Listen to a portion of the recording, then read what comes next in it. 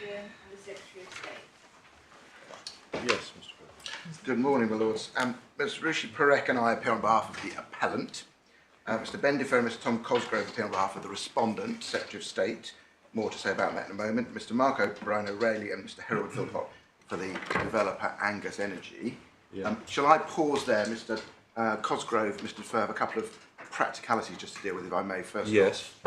Yes, Mr. Cosgrove. My lord, yes, just a practical point about who my client actually is. The bundles get it right, in the sense that they call us the Secretary of State for Housing, Communities and Local Government, whereas the skeletons are slightly out of date because as of the 30th of October, there was a name change for the new government. Yeah. So the correct title is, as in the bundle, Secretary of State for Housing, Communities and Local Government. Yeah. Lord, the other point is, I'll let Mr. Dufer deal with just a small couple of document points for the bundles. Right. This is not the additional material that we've been invited to. No, my lord. No. It's two matters in the supplementary bundle where the printing hasn't quite captured what it should have done. That's the original supplemental bundle. The original Yes. supplementary Yeah. bundle, my lord. The first of those concerns paragraph 112 of the planning practice guidance. Yeah, Which is so just tell me where that is. tab 10. Yeah. 239, you have the second half of paragraph 112. The printing hasn't brought the first half of 112, so I've just printed the whole of 112. Oh, I see. Yeah. And I've got 3 copies of that to hand up. Right. So that it's not a substitute page, is it? Or is it? I've done them as 238A and B, which Okay. works in my bundle. All right. Let's receive those then. And my lord, This the is other. we can talk about the currency of particular policy and guidance at the appropriate moment, but this is what you're handing up now is the PPG as was at the time of the decision. Isn't it? As was and indeed as is now, okay, yeah. because it hasn't been revised since the 6th of March 2014. Okay.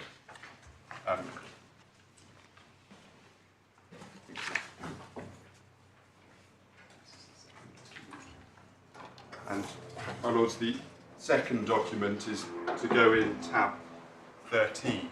Let's just get this first.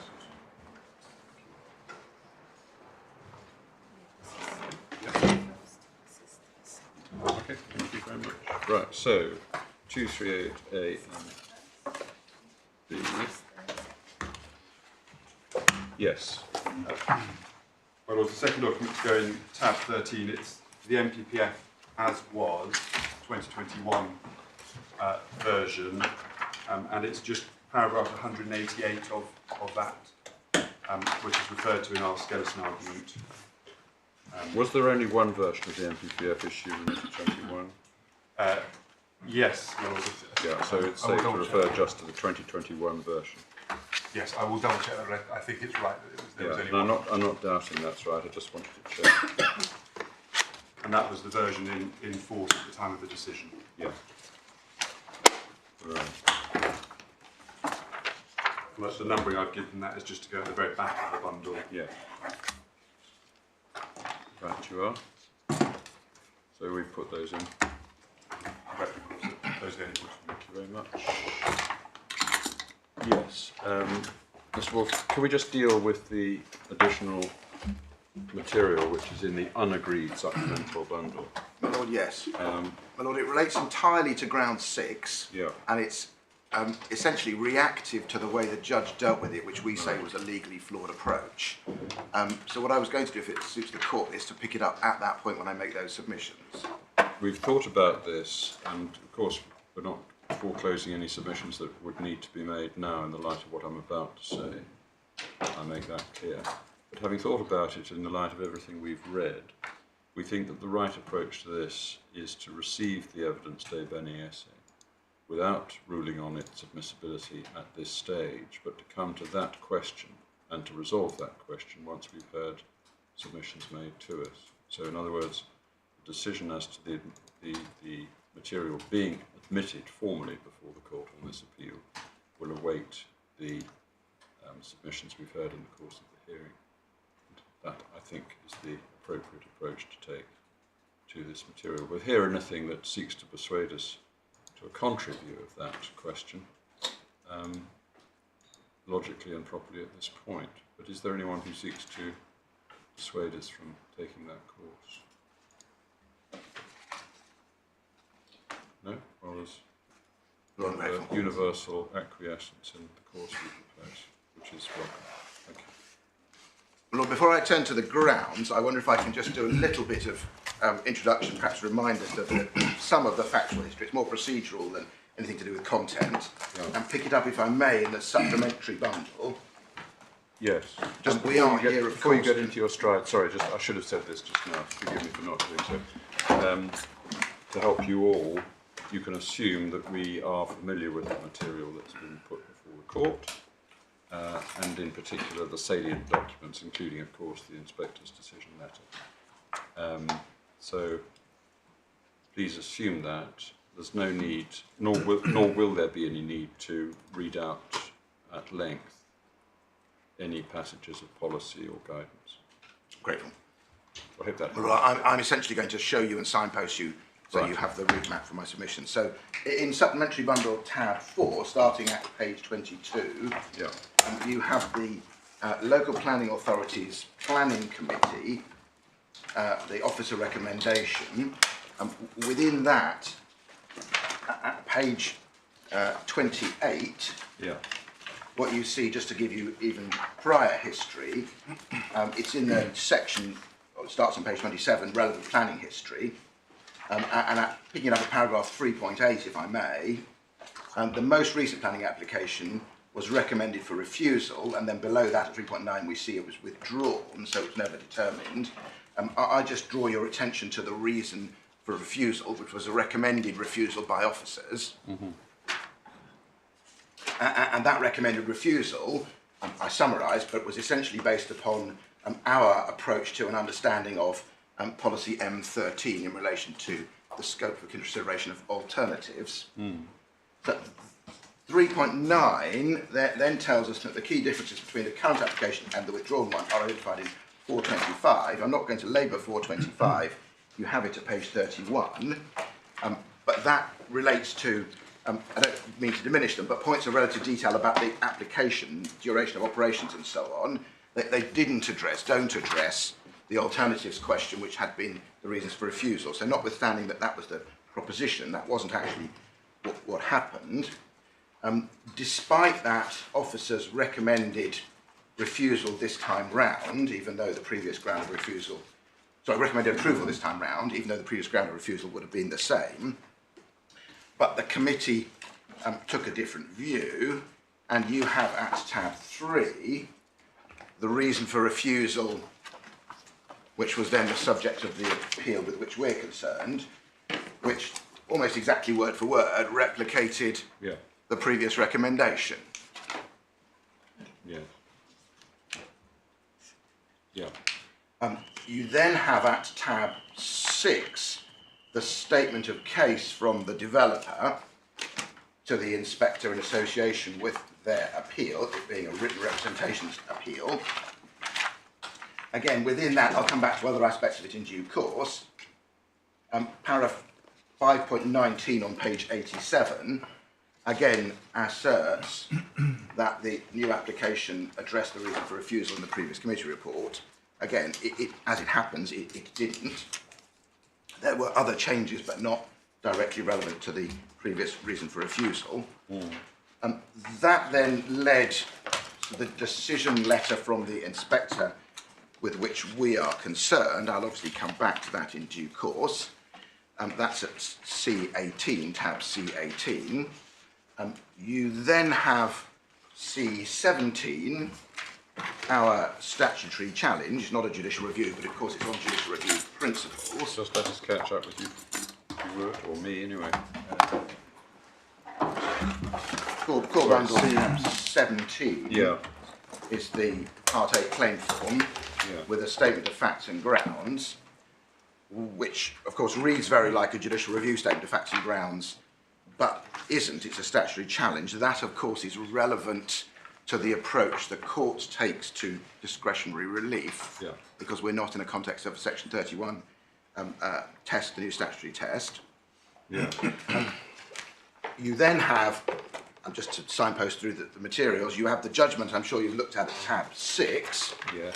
You have the permission to appeal permission to appeal decision at tab 19, Lord Justice Stuart Smith. And he gave permission on grounds 1 to 3 and ground 6. Yeah. There's been no renewal on the grounds which he refused permission on, even if that had been possible. And so we proceed on grounds 1 to 3 and ground 6. Just for the court's signposting, I am going to deal with grounds 1, 2 and 6, and Ms Parekh is going to deal with ground 3. I see, yes. And we're proposing, if it's suitable to the court, that we do it in that order, me completely first and then her following on. Yes. And then we'll repeat that in reply if that's acceptable. That's fine by us. With that introduction, can I then go straight to ground 1, if I may? Yeah. In the grounds of appeal, which is in core bundle tab 1 at page 15, this is at paragraphs 2 and 3 of the grounds of appeal.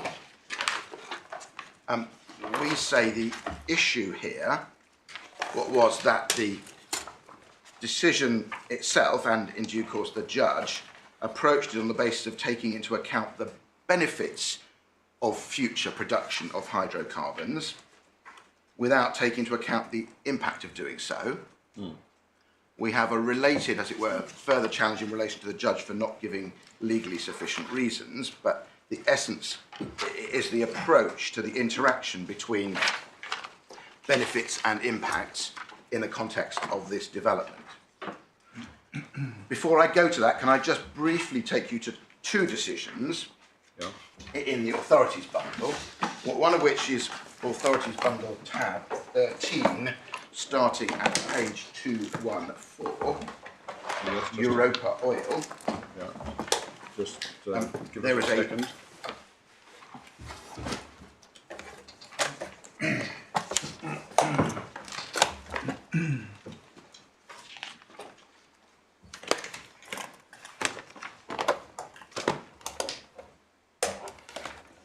Yes.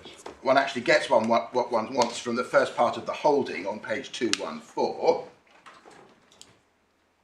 Having regard in particular to paras 142 to 144, 147 of the then NPPF, mineral extraction in paragraph 90 was a process consisting of 3 components: exploration, appraisal and production.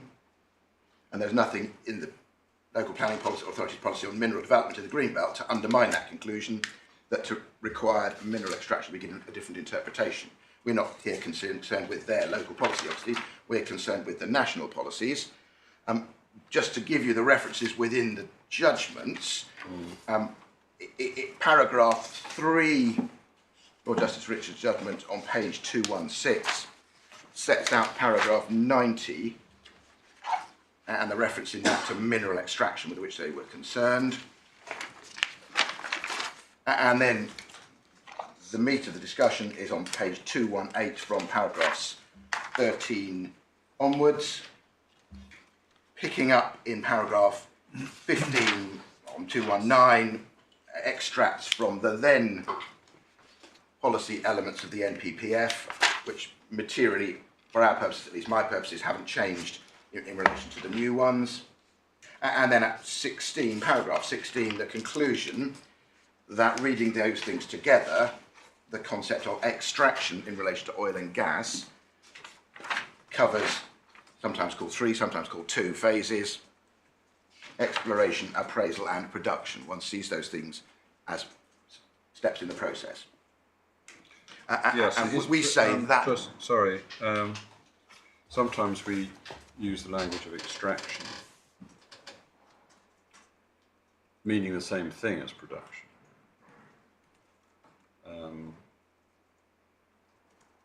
There may, of course, depending on the mineral concerned, there may be different stages along the way, as it were, to the ultimate, or what I'll call, using a different word, consumption or combustion.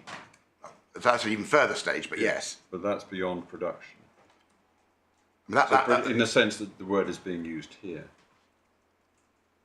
Yes, yes. I mean, I wasn't going to take a sort of post-Finch point about the No. downstream uses. No, I appreciate that. That's not part of the case at all. But maybe worth just mentioning now, if you want to deal with it now, by all means do, and that's the whole question of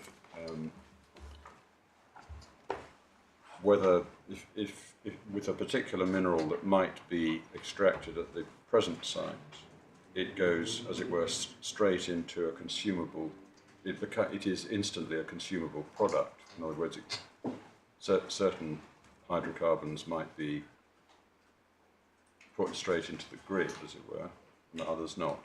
I don't really know the answer to that question. No, fine. No, well, if it matters, we'll have to find that out. I'm not sure that it really impinges on the grounds here, but I simply mention, of course, that we need to be careful when we're talking of production to understand exactly what that practically entails. I don't think it's being used here, and I don't think I'm using it here in the sense of the utilisation of the mineral, the hydrocarbon. No. I think the point I'm drawing from this simply is that when, in the context of these various policies, and I'm going to submit when it comes to the local plan policies as well, we see the word extract or extraction. We understand it consistent with what Europa Oil tells us, which is that we're not concerned narrowly and only with the extraction phase. We are also concerned with the one or two, depending on how you count it, prior phases. Yeah. That was a case concerned with interpretation of policy. I'm sorry, my lord. That was a case concerned with interpretation of policy. And it was concerned with the interpretation of what might be called an umbrella term, extraction. Yeah. Yes. And it was held that extraction includes the three phases of the process. But the decision didn't equate exploration with production. No. It was simply concerned with the construction of an umbrella term. Yes. I don't seek to, I hope I'm not seeking to pull too much for it. You'll tell me if I'm seeking to pull too much for it in due course. No, it's just that when we use these, I think what the lesson of these exchanges is that when we use these words, we have to be careful to make it clear to the person we're speaking to, as it were, what we actually mean. I agree. Indeed. Yeah. Well, look, can I put that case away and go then to tab 20 of the same bundle, starting at page 398? Yes. A Lord's judgment in the Preston New Road Action Group case. Yeah. The judge, as you will have seen, placed some reliance on this, particularly in relation to ground 1. We say she didn't properly appreciate the crucial factual question within this, which I'm just going to take the court to now, if I may. Yeah. Starting page 401, the overarching question here was, did the Secretary of State err in law in granting planning permission for exploration works and test the feasibility of extracting shale gas, ignore the fracking bit for a moment, at 2 sites in Lancashire? That's so far, that's the same issue we have here. Then at paragraph 6, over the page on 402, there were 2 appeals.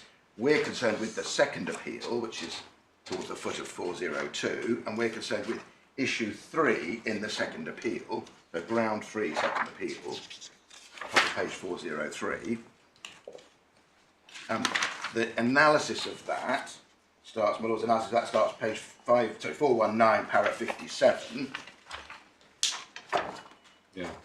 And just to carry the flag through, as it were, the foot of 59, para 59,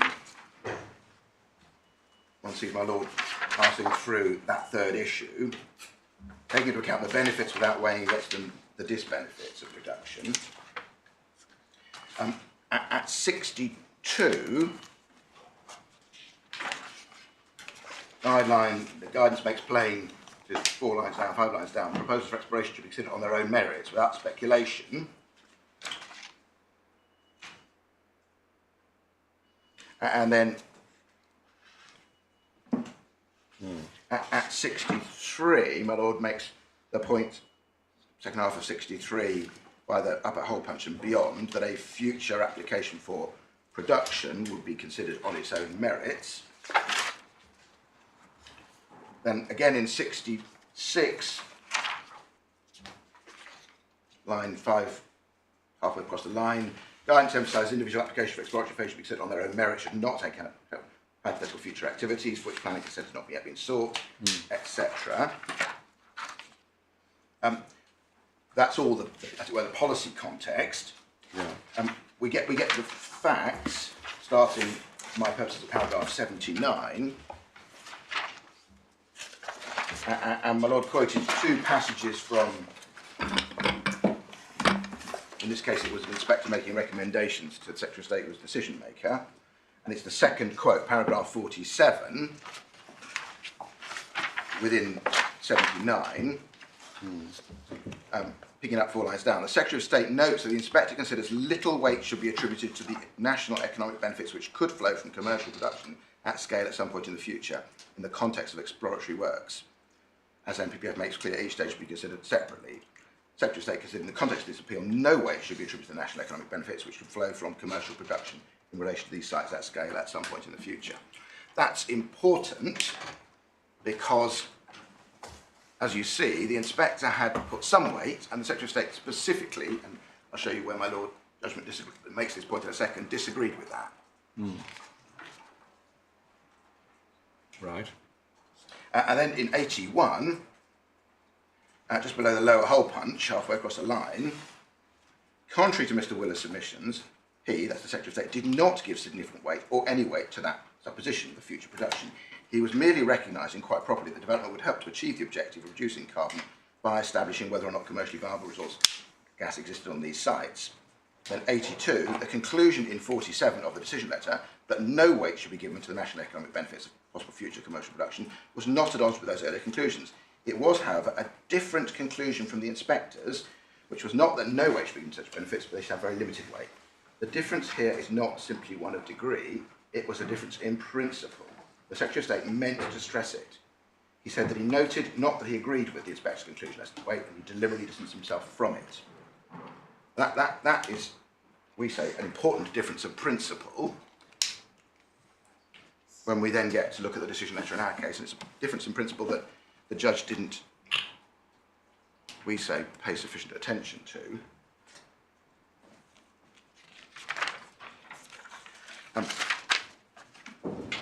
Put aside the authorities bundle, if I may, and go back to the supplementary bundle, just to show the court how this issue about need and impact was dealt with through the process. Right, we're putting the authorities away. You are for the moment. Right. Go back to the supplementary bundle.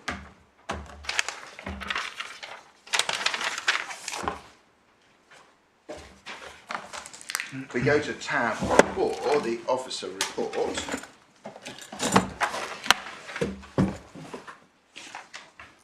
At paragraph 23, it mentions the question of need for development in 2 places. First briefly and then in more detail, I'll show you in a second. Page 23, I'll put down the page heading need for the development. NPPF gives great weight to the benefits of mineral extraction, including the economy, and highlights that those can only work where they're found, then refers to PPG. Next line, the latest national energy policy indicates that the oil and gas industry has a critical role in maintaining the country's energy security and economy. On balance, therefore, it is concluded that there is a need for the development to contribute to national energy security and supply. We say that is very clearly, rightly or wrongly, but it doesn't matter for my purposes, very clearly treating as the need being met here and the benefit being obtained here, future production.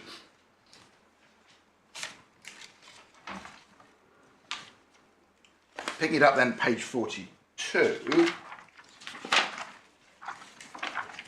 Planning Authority Officer's Report returns to that topic in more detail. In a sense, what you saw a moment ago was the summary. This is the fuller version. I won't take you through all the paragraphs from 9.2 through to 9.11. But in 9.9, I mentioned 9.9 because it's picked up by the developer's statement of case in a moment. Up-to-date picture of government's energy policies provided by ... Line 4. The white paper is clear that UK domestic oil and gas industry has a critical role in maintaining, etc. And then 9.11, NPPF gives great weight to the benefits of mineral extraction. So that is a longer version of what you saw a moment ago. The local planning authority absolutely square on identifying the need, the benefit as being not merely the prior assessment and appraisal process, but the subsequent stage. And then, just for completeness, you get at 10.2 in the conclusion, which is on page 54, they draw that into their final overall conclusion and recommendation.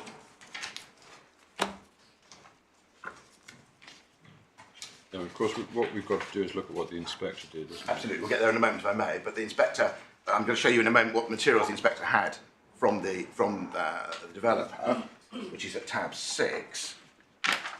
But in a sense, I suppose one could ask, what difference does the officer's report make to what the inspector actually said? Well, I'm going to go, I think that may be clearer when one gets to the statement of case from the developer, which is what the inspector was deciding the appeal on the basis of. Yeah, but I mean, ultimately, we're not going to prevent you going to any of these references if you wish to take us there. But ultimately, what we have to do in this case, ultimately, I stress, is to look at what the inspector. Of course. And that is the subject matter of the challenge, and it must be the focus of our appeal, the appeal before. I absolutely agree, Lord. I'm not seeking to dissuade you otherwise. No. All right. So the statement of case from the developer is tab 6, page 75. Within that, at page 99, 98 is the appellant's case as a heading. 99 above 8.11 is a sub B.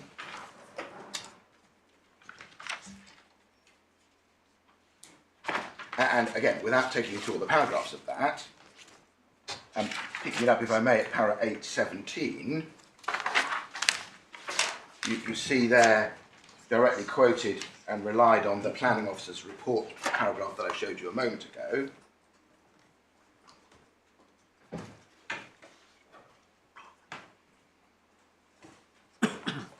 And at 818, again, direct reliance by the developer in its statement of case to the inspector on future production. Perhaps we should notice 8.14 in the last sentence as well. Absolutely. So just to be clear, what you're misunderstanding, we're not saying that the inspector didn't place weight on the benefits of exploration and appraisal. He clearly did, and that's entirely right and proper. The question is whether he also, and we say he did also, place weight on future production benefits. And we say the case put before him by the developer, piggybacking entirely properly on the case put by the officer's report analysis, precisely did that thing. Then we have the decision letter, which you have at tab 18 in the core bundle. You may have taken it out.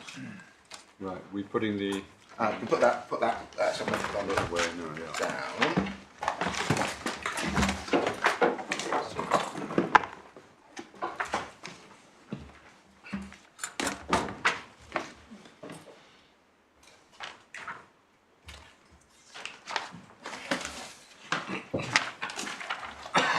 Yes.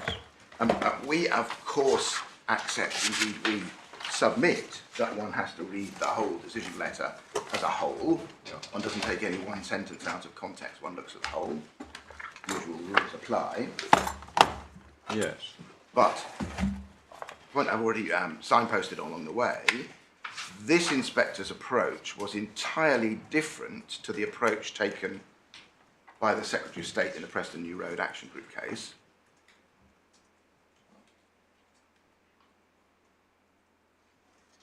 Where the Secretary of State specifically made clear he was putting no weight on future production benefits, which my Lord explained and we adopt was a difference of principle.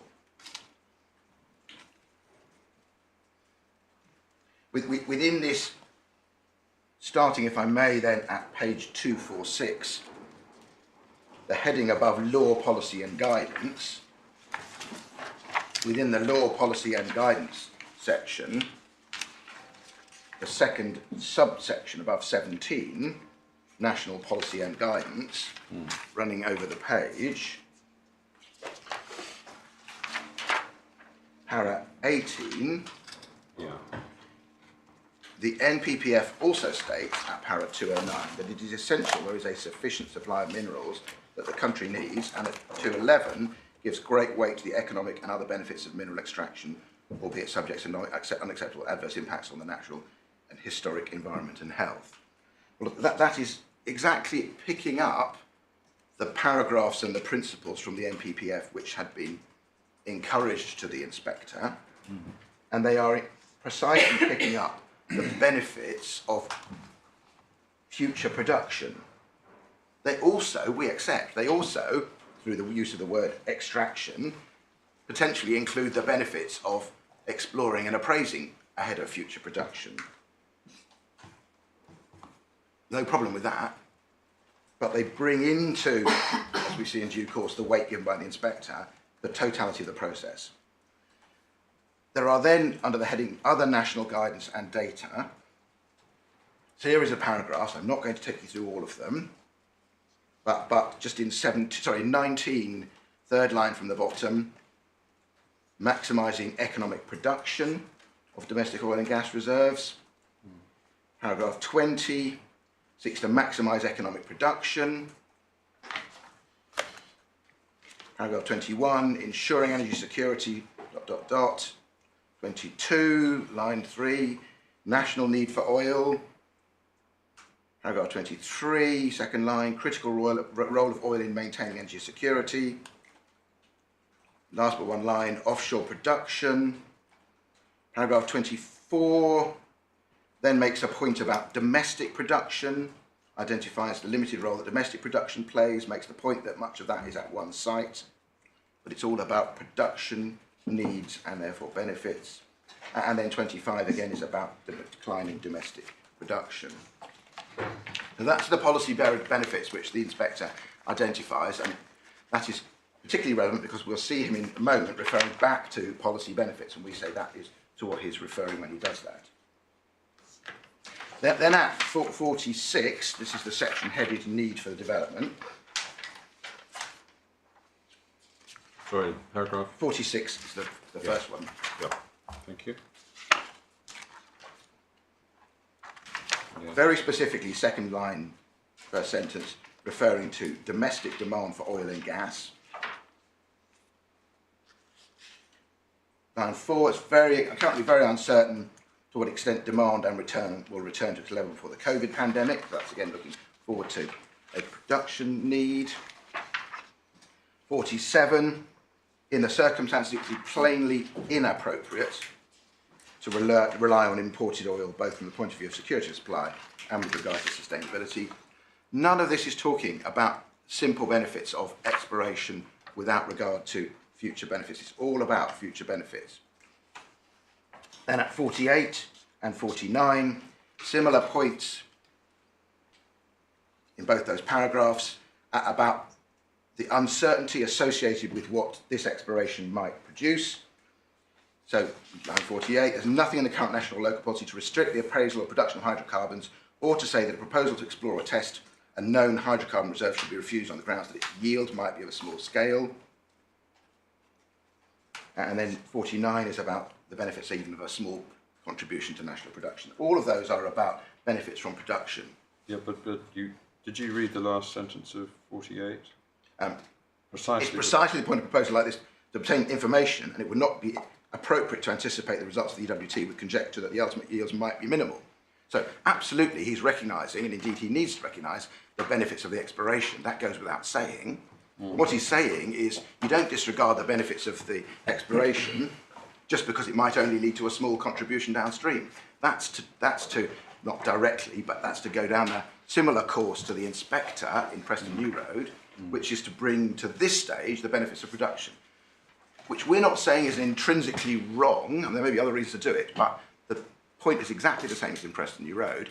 If you're going to bring into account the benefits of future production, as in contribution to national oil needs and so on, or gas needs and so on, you also, on basic principles, look at the potential impacts of doing that. You can't have one without the other, and that's as far as the point goes. Right. And then what about 50? 50, there remains a significant need for onshore hydrocarbon exploration and assessment, at must be right. This weighs greatly in favour of this appeal. That's the need for exploration, undoubtedly the case, given also the great policy weight still attributed nationally to benefits of mineral extraction. Given also the great policy weight attributed nationally. And that, we say, must be read as a reference back to the policies the inspectors identified. Didn't the judge say that that logically to attribute, if your focus was on attributing weight to the need for and benefit of exploration, you had to understand what was the point of the whole thing, and the point of the whole thing was seen in the context of these other considerations about the nation's energy needs and so forth, and that makes sense of it. I forget exactly how the judge put it. You're presumably going to take us to the passage.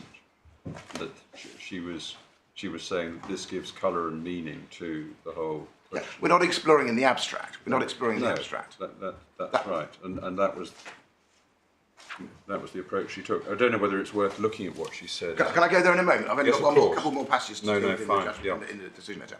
Well, that must be right. You don't explore unless there's no point. That must be right. Yeah. But we say this inspector. He's not in the same position as the inspector in Preston New Road, but he's definitely not in the same position as the Secretary of State, because what he does do, we say, is to put weight on the benefits of future production. And we say that, and I haven't quite got to the end yet, because all of the references, whilst they sometimes, only sometimes, include the benefits of extraction, also specifically refer to the downstream benefits of production. Right. Why else, for example, go into all that detail about the national ebbing and flowing of demand around the Ukraine war and all the rest of it? I'm showing you all the detail of that. That is all about the benefits of future production. Am I right in thinking that Preston New Road didn't decide that it was essential to the legality of the Secretary of State's decision that he said that he decided to give no weight? In my submission it did do that, because that was my Lord's answer, that was the court's answer. Well, it was possible in that case to draw attention, rely upon the fact that the Secretary of State gave no weight to the matter. But my question was it essential to the legality of the Secretary of State's decision that he decided to give no weight? Yeah, in my submission it was, my Lord, because where do you find that in the judgment? The ground argued by Mr Willers was you gave weight to future production, partly parasitically on the inspector who had manifestly done that, without taking into account the impacts, in the widest sense, of future production. So that was the basis on which the court said you didn't need to look at the benefits of future, so the detriments of future production or the impacts of future production, because you hadn't taken into account the benefits of them. So on that ground 3 appeal 2 point in there, in my submission, that was operative to the decision. But my lords, the other, just in terms of the finishing off the journey through these paragraphs, 59 to 60, the inspector comes back to the point under the heading conclusions. 59, even such moderate harm to the AONB carries great weight in terms of the NPPF. Against that is to be balanced the evident national need I've identified for continued hydrocarbon exploration and assessment in the interest of energy supply security pending ultimate transition. 60, in my overall judgment, the national need is the overriding consideration. And in our submission, taking all of that as a whole, we say, properly read, the decision letter is saying, place weight, and that's as far as we need to go, on the benefits of future production, not merely in the way that the Secretary of State did in Preston New Road, on that being the backdrop for the exploration which you're saying is needed. In 59 and 60, the inspector seems to be focusing on the evident national need he'd identified for continued hydrocarbon exploration and assessment in the interests of, etc.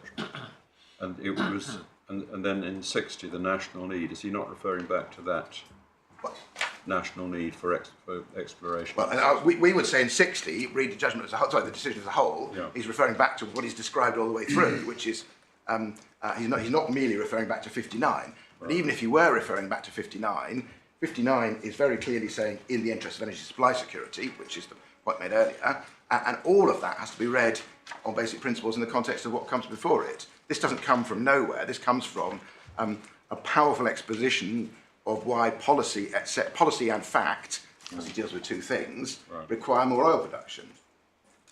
Right. Thank you. Mr. Wolfe, going back to paragraph 49, 29, sorry. 49. Sorry, no. In the decision letter, 49. Yes.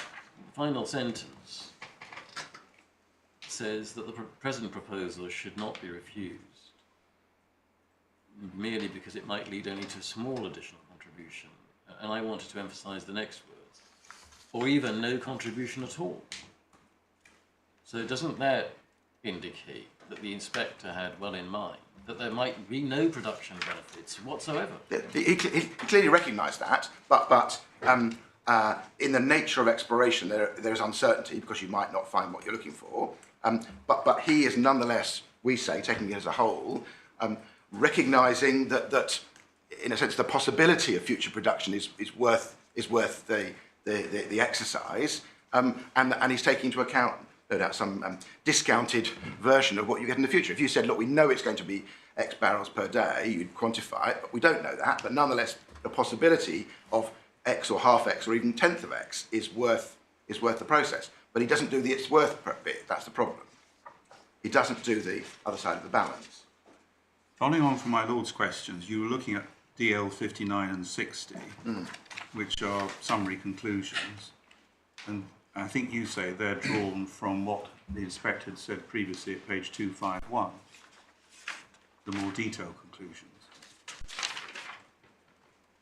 Yes, there was. So if you look at but DL yes. 50, the last sentence, this, referring to the need for exploration, weighs greatly in favour of this appeal, given also the great policy weight still attributed nationally to the benefits of mineral extraction.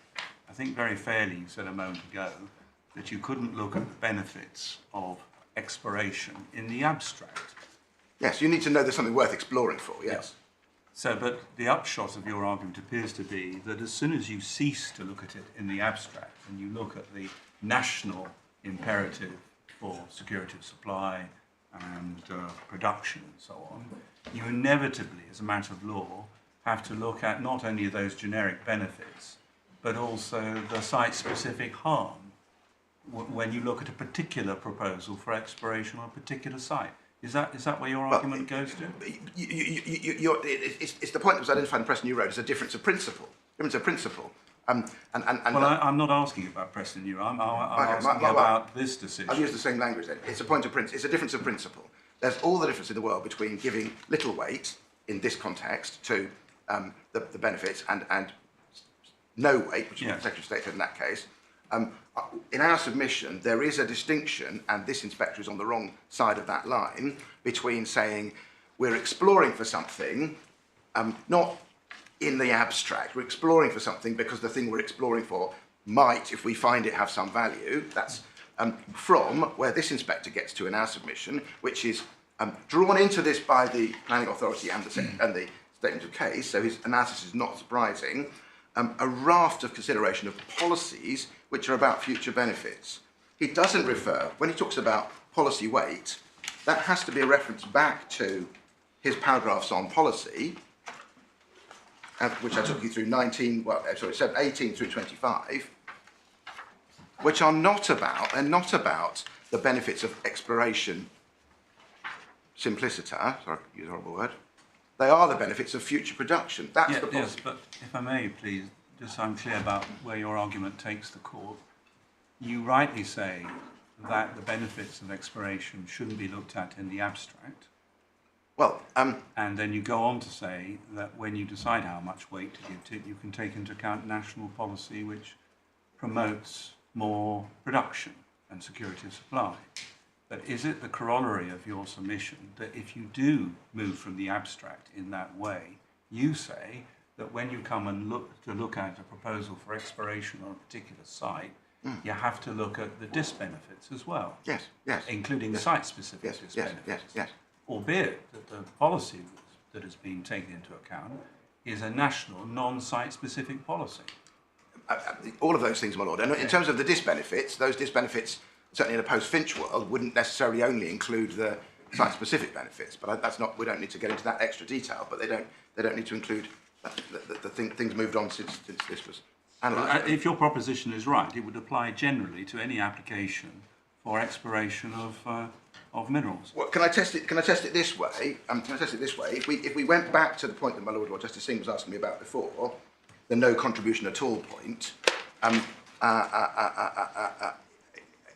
a situation where you came along and a developer said we want to explore for something, but we know we won't find anything, you would be exploring for something for which there was a national policy need, but you knew you weren't going to find it. I mean, that's unlikely hypothetical, but in that case, it would be erroneous for the inspector or the decision maker then to say we're putting weight on the benefits of exploring for something which you're not going to find, even though it's nationally wanted.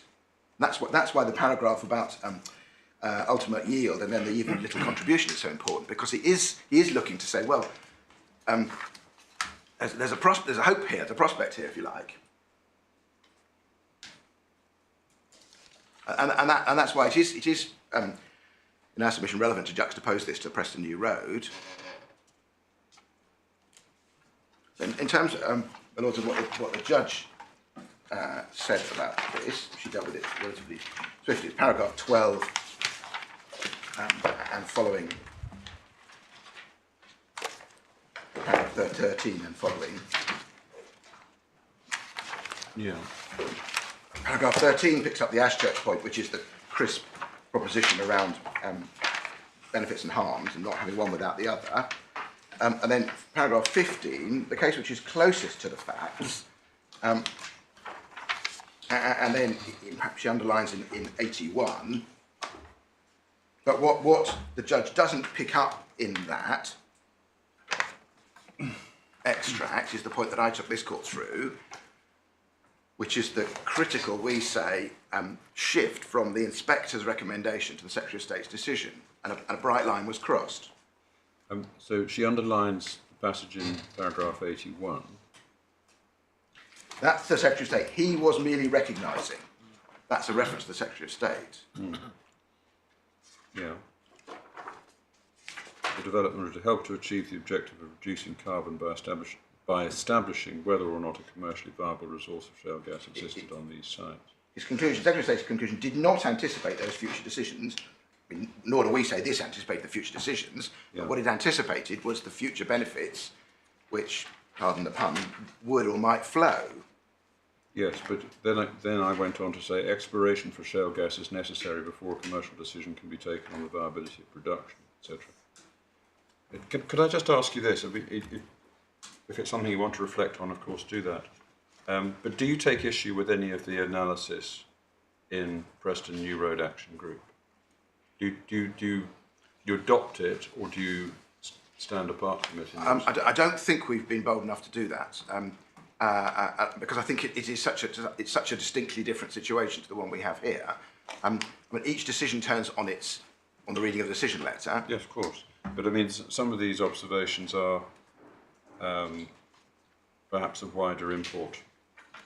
Yes, I understand that. But what we don't know, just to step back, what we don't know in a sort of simplex kind of world, in a relief kind of world, is we can't tell, because we can't disaggregate the inspector's thinking and so on, what weight weight of this process, extraction with all the phases, was what we say what tipped the balance for the inspector, because he needed a need to put into the planning mix to grant planning permission for something in the AONB. He saw that as being the overriding thing. What we can't know is the extent to which the weight he was putting into that evaluation was the weight of the benefit of doing an exploration, as opposed to, we say, what he also took into account, which was the benefits of future production. And we, in a sense, we get that from the put the other way around, but the point is the same. The point about we don't know how much they're going to get.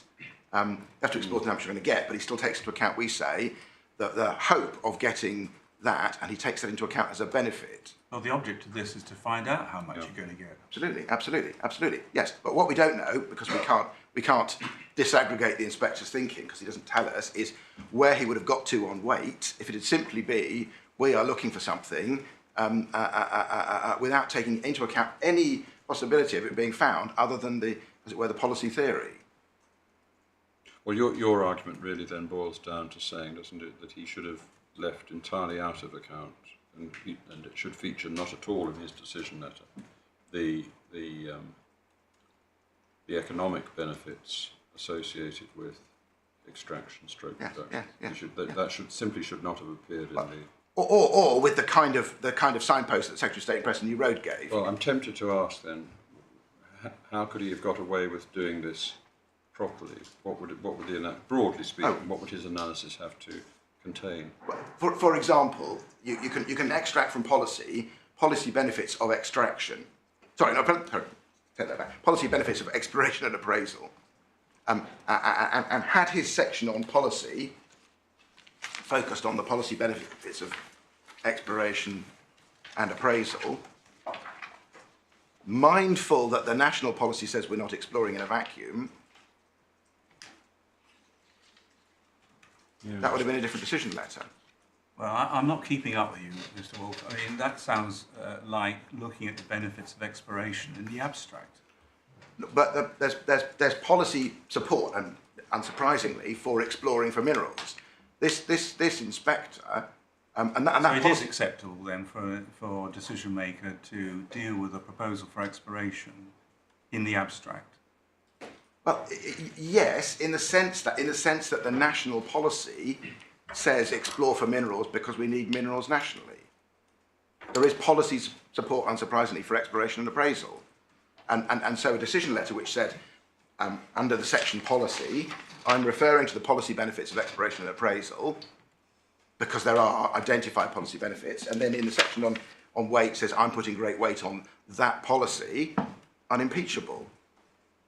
Problem here, Inspector doesn't do that. And yes, he does refer to benefits of appraisal and exploration, of course he does. But he also, and it's the also, we say, to an extent that we can't disaggregate reading his decision letter, refers to production benefits.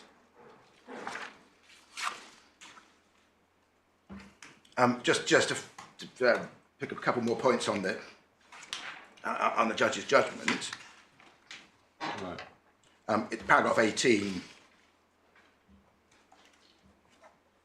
In my view, the inspector did not err in law in this regard. He plainly in the DL understood the application was for exploration only, and that he should focus on the benefits and disbenefits of that phase. This is apparent from reading the DL as a whole. We say that's wrong, and from the conclusion of DL 59 when he refers back to benefits of exploration and assessment. But that's not an answer to our point, because he was, of course, looking at the benefits of exploration and assessment. We're not suggesting he didn't do that. And the difficulty with the judge's quote is that she doesn't then carry on the rest of the sentence from DL 59, which is in the interests of energy supply security. So we say she wrongly reads the decision letter, but even in the specifics, we say she gets it wrong. And then in 19, she picks up goes back to Preston New Road, which I mentioned already. Yeah. Paragraph 20 did not need to refer to the disbenefits of production when considering the benefits of exploration, because they will be fully considered and weighed in the balance of production phase, however not relevant to decision whether to approve. Well, that's right if the inspector hadn't taken into account future production benefits as part of the need and therefore the case in favour of this development.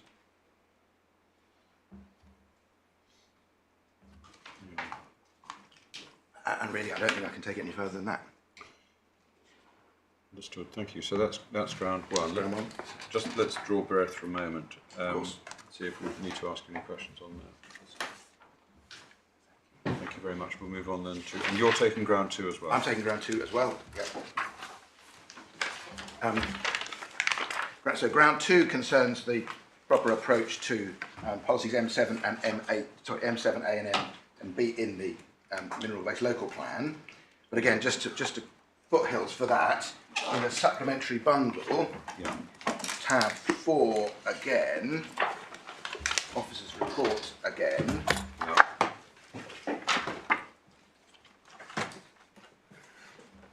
This is about the possibility of fracking in the future. Yes. So 4.3 on page 28. The applicant has stated that the proposal, Application Planning Commission, does not involve hydraulic fracturing. In addition, if the operator wished to frack the site in the future, although it's unlikely given the geology, a separate planning permission would need to be sought. So just picking out some bits from that. Absolutely correct that the planning application is for activities not involving hydraulic fracturing. Absolutely correct that in the future, if there were to be a proposal for hydraulic fracturing, a separate planning permission would be needed. But what that paragraph doesn't do, and nor has it been done subsequently in the course of this case, is rule out the possibility for, the potential for, either exploration or production involving fracking at this site. You said exploration or production? Or production. Yes, but what about condition 5 of this permission? I'm less interested in the plastic to Well, production. condition 5 prohibits fracking as part of the permission granted for exploration. Sorry, yes. It would need a further planning application. I'm accepting In connection, any in fracking. connection with exploration. Any fracking would need a further planning application, whether it was fracking for exploration or fracking for... I see. Yeah, sorry, Thank I you. didn't say that properly. Going back to what you said, it doesn't rule it out, but on what principle of law does it have to rule it out? We'll come to the policies and how we say the policies work in a moment, if I may. But I asked you on the question of principle of law. Is there any principle of law that founds that? Well, not an abstract principle of law, but the point here is how we say the policies in this local plan deal with the multi-stage process, which is extraction. Without, I hope, enlarging the scope of this grant more than it should have, we all know that planning permission runs with the land. I can make an application on your land, you on mine. That's inherent in the planning system. Yes. The planning system is about the use of land in the public interest. That's all trite, of course. But if once you accept that if you're seeking planning permission for development A, that's not going to give you planning permission for development B, and if you want permission for development B, or anybody else in the world wants planning permission for development B, that person has to go and apply for it and get a grant of permission for it. Isn't that really the shape of isn't that really the context in which we have to look at your grant too? Well, I suppose that the wider, the words that have been used by the court in other instances is the notion of a foot in the door. So because you get permission for one thing, you make it easier to get permission for another thing. Well, is that your submission here? Well, it's part of the vice which arises, or it's a risk of a vice which arises from a different approach to the policies to the one which we advocate to the court. I mean, does that fall within the scope of the inspector's treatment of precedent, I think he called it? I don't think it does, in the sense that I don't think he directly addresses the point, because, as I probably don't need to show you, he follows the whole thing through policy M7A, which I'm going to take you through. All right, shortly. well, I'll be quiet now, and you can develop it. But please bear in mind, I've tried to help you by giving you a concern, in my mind at least, about the real force of this grant. Well, I understand that, and our submission is very much specifically in the context of this kind of development, in the context of this plan and the way this plan is framed, not trying to make a wider point about precedent in the planning system. Yes, I understand. In the developer statement of case, Yes. which you have in the next tab 6, within that, if you would, at page, it starts at 75, but at page 83, just for fairness, paragraph 48, that they make the same point. Proposed development would not include hydraulic fracturing. Then at page 98, picked up by the inspector, of course, paragraph 8.6, appellant agrees with the MPA that the development is for major development within the AONB. That's relevant for when we get to looking at the policies. But not disputed it's major development in the AONB. Yeah.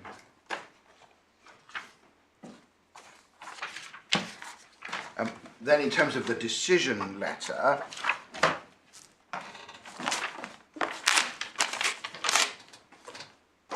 Yeah. paragraph 6 of the decision letter makes that point, common ground, major development in AONB, and then paraphrases, and I'm not taking a point on the paraphrases the policies which the inspector is then about to refer to as being the major issue. And then under law, policy and guidance, paragraph 14, again, not taking a point on the paraphrase because we're concerned with the actual policies, M7A, hydrocarbon development not involving hydraulic fracturing with respect to exploration appraisal provides the proposals for major development will not be permitted within the High Weald AONB unless exceptional circumstances are demonstrated. I think the inspector actually turned the policy round because it's a permits unless, but let's not worry about that for the moment. So there is a strong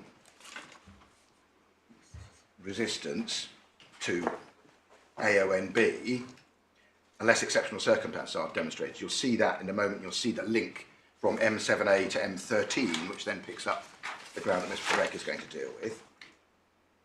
And then M13, which in the inspector's paraphrase, he doesn't link to M7, but it is, and you'll see that in a moment, picks up the alternatives point. Yeah. Then again, to be fair to everybody at para 33, there's no confusion on the inspector's part. I'm not suggesting any confusion on the inspector's part. Clear the proposed development will not involve hydraulic fracturing. Yes. So you accept no confusion on the inspector's part? About the proposed development in front of him. That's No. That's what I understood you to the confusion is about the correct policy to apply. Sorry if I No, I understand that. gloss over the error. Then 53, he very fairly returns to the same point. Despite clear assurance the proposal does not involve fracking, it's unstandardly disturbing the parish council, etc. And then at 57, he compendiously picks up the policies, so M7A and M13.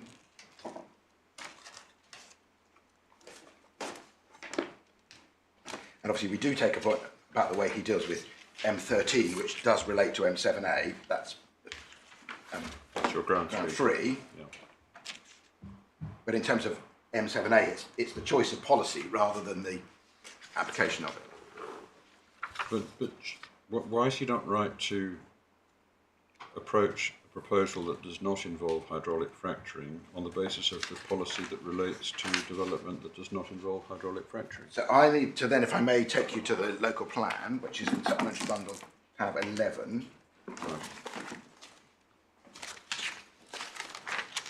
And the relevant section starts at 257.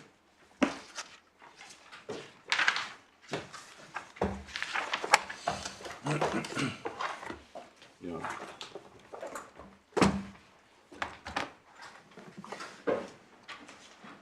The heading hydrocarbons, 6.7.4.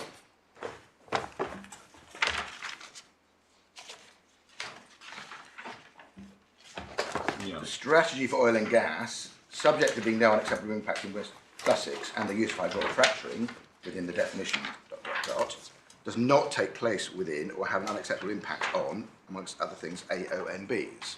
So the strategy is to avoid unacceptable impacts on the one hand and fracking on the other in the AONB. And then 6.7.5, this approach meets the national policy requirements to make provision for oil and gas development whilst also reflecting the government commitment to ensure that hydraulic fracturing cannot be conducted from wells that are drilled at the surface of national parks and other protected areas. That's picking up a strong policy, national policy resistance to fracking in protected areas. Therefore, policy M7A is the default policy for considering all development proposals associated with the extraction of both conventional and unconventional hydrocarbon resources, with the exception of those involving hydraulic fracturing. So this is where we have our friend, the word extraction.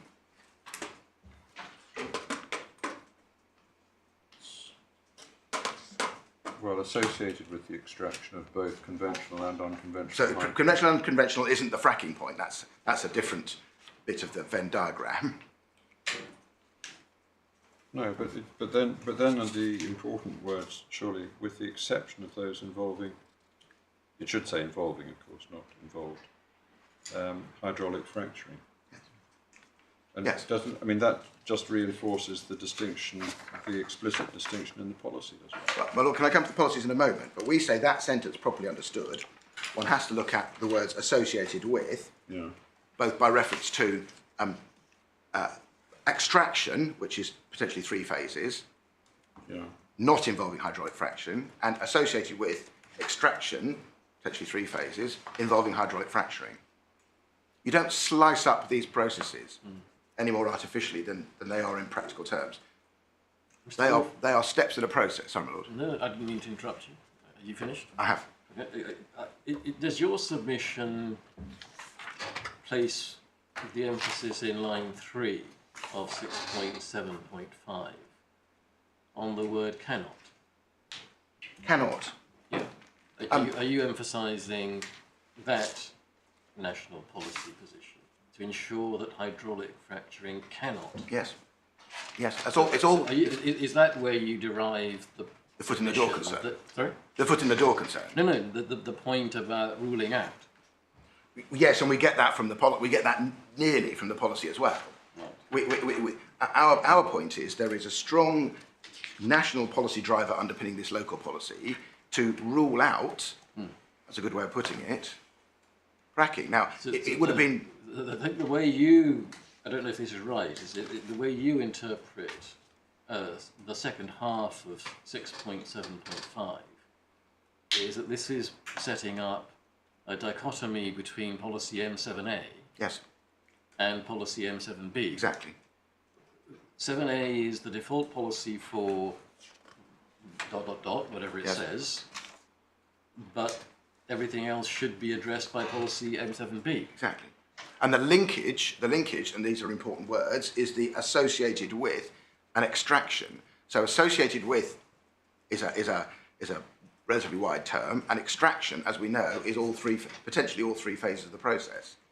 And the vice that one's trying to avoid is a situation where there's an exploration and appraisal stage, which is not for fracking, and therefore gets permission because it falls through policy M7A, and then a subsequent policy application, and I accept obviously there'd have to be an application, either for further exploration and appraisal, option 1, or production, option 2, which involves fracking, which, because the first stage of my sequential got through the door as an M7A step 1, gives it a foot in the door.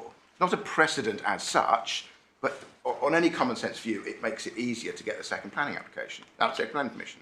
And we would observe, if you like, almost forensically, the developer in this case has been very careful not to rule out future fracking. We've been making this point throughout these proceedings, and right up to now, including in their skeleton. They don't say, you're worrying about nothing, you silly people. There can't be fracking, or there won't be fracking, we've ruled it out. Nor do they say, if we were to make an application for fracking, we would be necessarily refused. They clearly leave open the possibility that a future application for a fracking might be successful.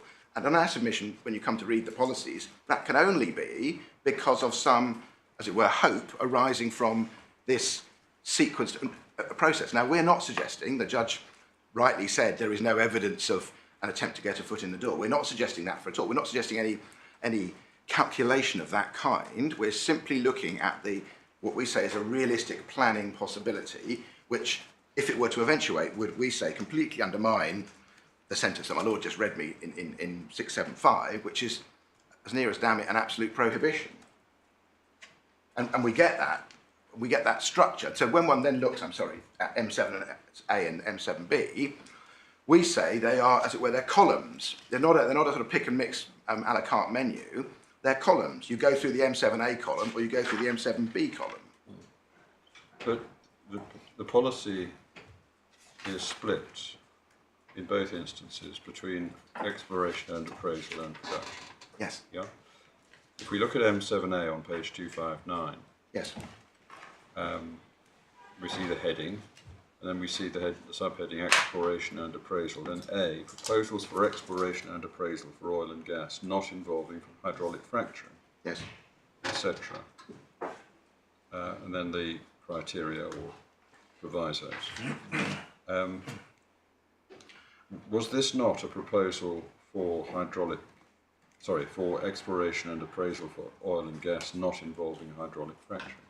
It is, but almost before you get to paragraph A and what follows before it, you have to decide whether you are in M7A and M7B. So yes, if you're in M7A correctly, you look at the proposal in front of you, but our submission is you're not in M7A at all. Do you have to interpret the opening words of 7A as which have ruled out the possibility of hydraulic fracturing in the future? Well, that's yeah. I mean, I wouldn't necessarily make it as a point of construction on those words because we want to look at the whole policy. But that's the implication of our submission. Yes. In other words, a statement of intent by the developer when applying for permission for exploration wouldn't be enough. Well, you could do it through agreements or whatever. There's ways of doing it, or there might be cases where it's simply not going to happen because the geology is wrong or whatever it may be. So you look at it in the real world, of course. But here, it's not been expressly reserved, it's been implicitly left open and no contradiction throughout the process. So we say we're in the column which is M7B. So then... Yes, but if the developer had chosen a form of words which didn't potentially leave it open, that's why I asked my question in terms of statement of intent. Yeah. You say that would be enough to bring it within 7A, would it? Well, it depends on the form of words, and also it would depend upon, or the legal strictures around the form of words. As I say, there could be agreements or whatever. Well, that was my next question. If we look at it in terms of imposing a planning condition, could you impose a planning condition on an exploration permission which precluded fracking in the event of there being a future production permission? I'm not sure you could do it by condition, but you want Section 106 agreement. So doubtful as to whether you could do it by way of condition, because that might not relate to the permission being granted. Yes, that's the point. Yes. But if you postulate a Section 106 obligation, for example, even that is not immutable. No, and so not immutable, but when the application comes along subsequently for production permission, the developer could propose that the Section 106 be changed. Of course they could. And in that context, we would say the concern about, I'm going to call it the foot in the door, would be dealt with at that stage, which is to say, look, you or your predecessor in title proceed. You got permission for exploration in the AONB, committing not to come along with a fracking application later on, and here you are with a fracking application. And so we therefore give very little weight to we place heavy reliance on the fact that this should be treated as a fresh application, unencumbered by the fact that on the ground there is infrastructure and all the rest of it. That's the point. I mean, just within M7, just in terms of the structure of the M7 A and B, they follow a kind of similar pattern because M7A and M7B both set out a set of considerations which are then replicated. Those are the ones for exploration, which are then replicated for the production phase, and that in our submission shows that you should be looking at the same baseline objections or baseline considerations for both exploration and appraisal and production. It shouldn't be easier. So M7A1, 2, 3, 4, 4, which are spelt out in detail, are also then replicated in M7AB, running over the page. The same factors have to be satisfied again, and you get the same structure, M7B, A1 through 4, replicated in production. M7B picks up those same factors. So there's a theme running through each of those, what I'm calling columns. So it would be wrong in principle, we say, to pick up the M7A 1 to 4s for your exploration phase and then do a different exercise for the production phase. The other thing to say just about those, just to signpost the relationship between this and M13, which Ms Perec will pick up. M7A is a permissive policy, will be permitted provided that, and then there's an unless in it. It's not a prohibition, it's a permissive policy. And then M7A1 is major development. But M7A1, major development has to be outside the AONB unless it's been demonstrated there are exceptional circumstances in public interest and in accordance with M13.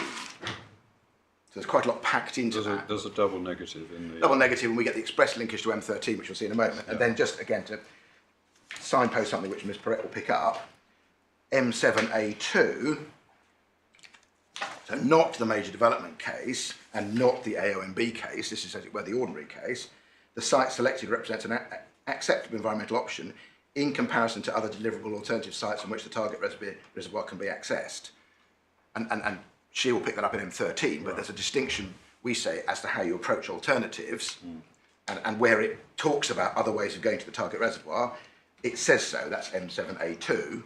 Yeah. Anyway, that's to be developed. Could I just, before we get too far away from it, take you back, please, to M7A, little a. Yes. And the words not involving. It may be that you've answered this already, and if you have, forgive me for asking you, but how do you invite us to construe the words not involving? Well, as I think I said, and I'm sorry if... well, perhaps you did, I'm sorry. No, I'm not sorry. That wasn't me being rude to my lord, I hope. I know it wasn't. Once you're into having chosen A or B, the word proposals does indeed, as the inspector said, mean the development in front of you. So this, the inspector's correct. This is a proposal for exploration of oil and gas, not involving hydraulic fracturing. That's correct. Yes, but what does not involving mean? Well, to help you, I mean, yes, what I'm getting at, it may be that you've answered this or effectively answered it. Does it mean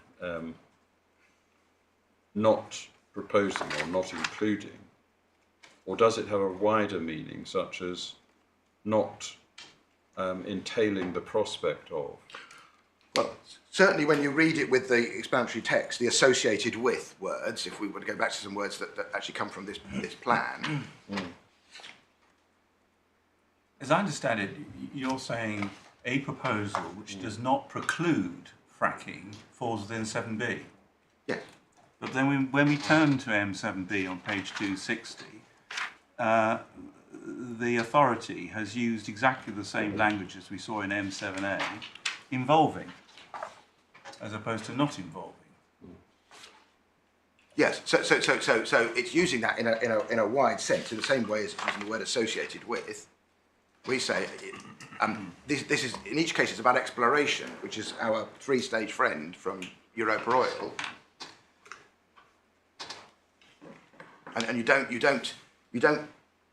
It's not having. You haven't got two menus here. You haven't got an a la carte menu and a fixed menu. You can mix about. You've got to be in one or the other.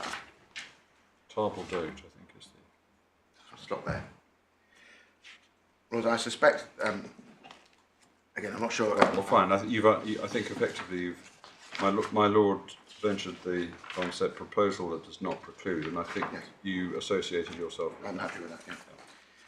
My lord, in terms of the judge, she starts at para 23, but the real meat of her analysis is in paragraph 28. Right. Well, we need to keep the policy open in front of us, I think, don't we, while we do this? Yeah.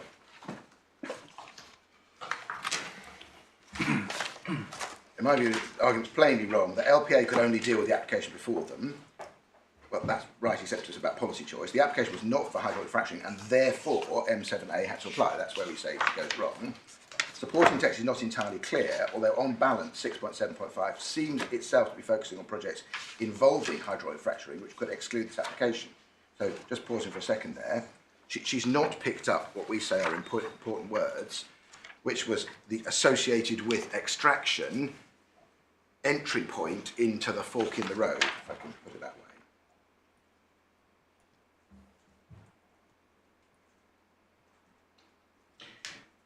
M7A covers applications which do not involve hydraulic fracturing, and M7B those that do. The policies therefore in principle allow the possibility of an application for exploration on one basis and then production on another. We said that's not right. The LPA to apply M7B might have been a clear error. I add there is no evidence the developer was approaching the application to get its foot in the door. The officer's report indicated that fracture was unlikely given the geology, and there's no basis for the officers to doubt this position. We are not suggesting they were trying to get foot in the door, but that doesn't matter. This is not about motivation, not least the point my Lord President reminded me of earlier on, which is that planning applications are not personal in that way.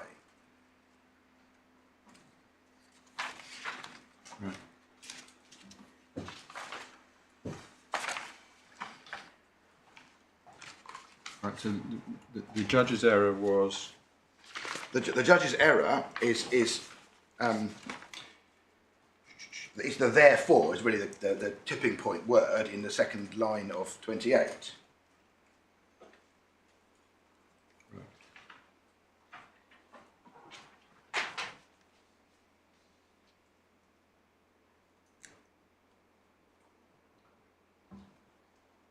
You referred to the vice, which is sought to be avoided here, of getting a foot in the door. What do we mean by that?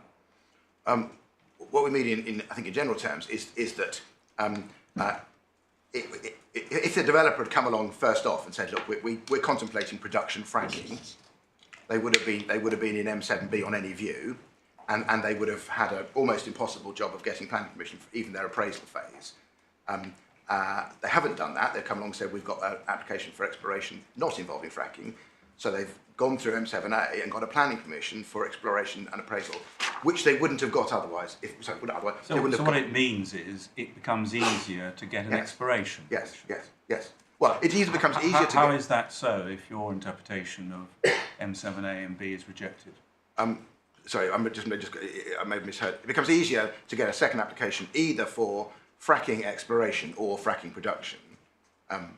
Yes. But how is that so if the contra view is taken on the interpretation of the policy? Because the policy is ironically, the policy is written as a permissive policy. It's a will be permitted unless. It's not excluding. So a developer who comes along with a second application might say, not this developer, but a second application that says, I know our predecessors in title got permission for an M7A exploration. We're coming along for an let's call it an M7B.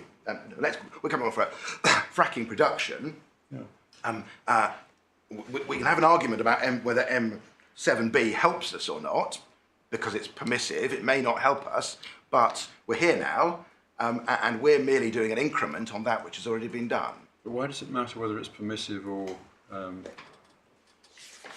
something? That's not critical to the argument. Permissive. I mean, the foot in the door argument has to meet this question, doesn't it? And the question is, doesn't policy M7B apply in any event in its full rigour at that stage? So that even if you have already got permission under 7A, whether on a mistaken or true basis, you've still got to satisfy all the requirements that are relevant in policy 7B anyway.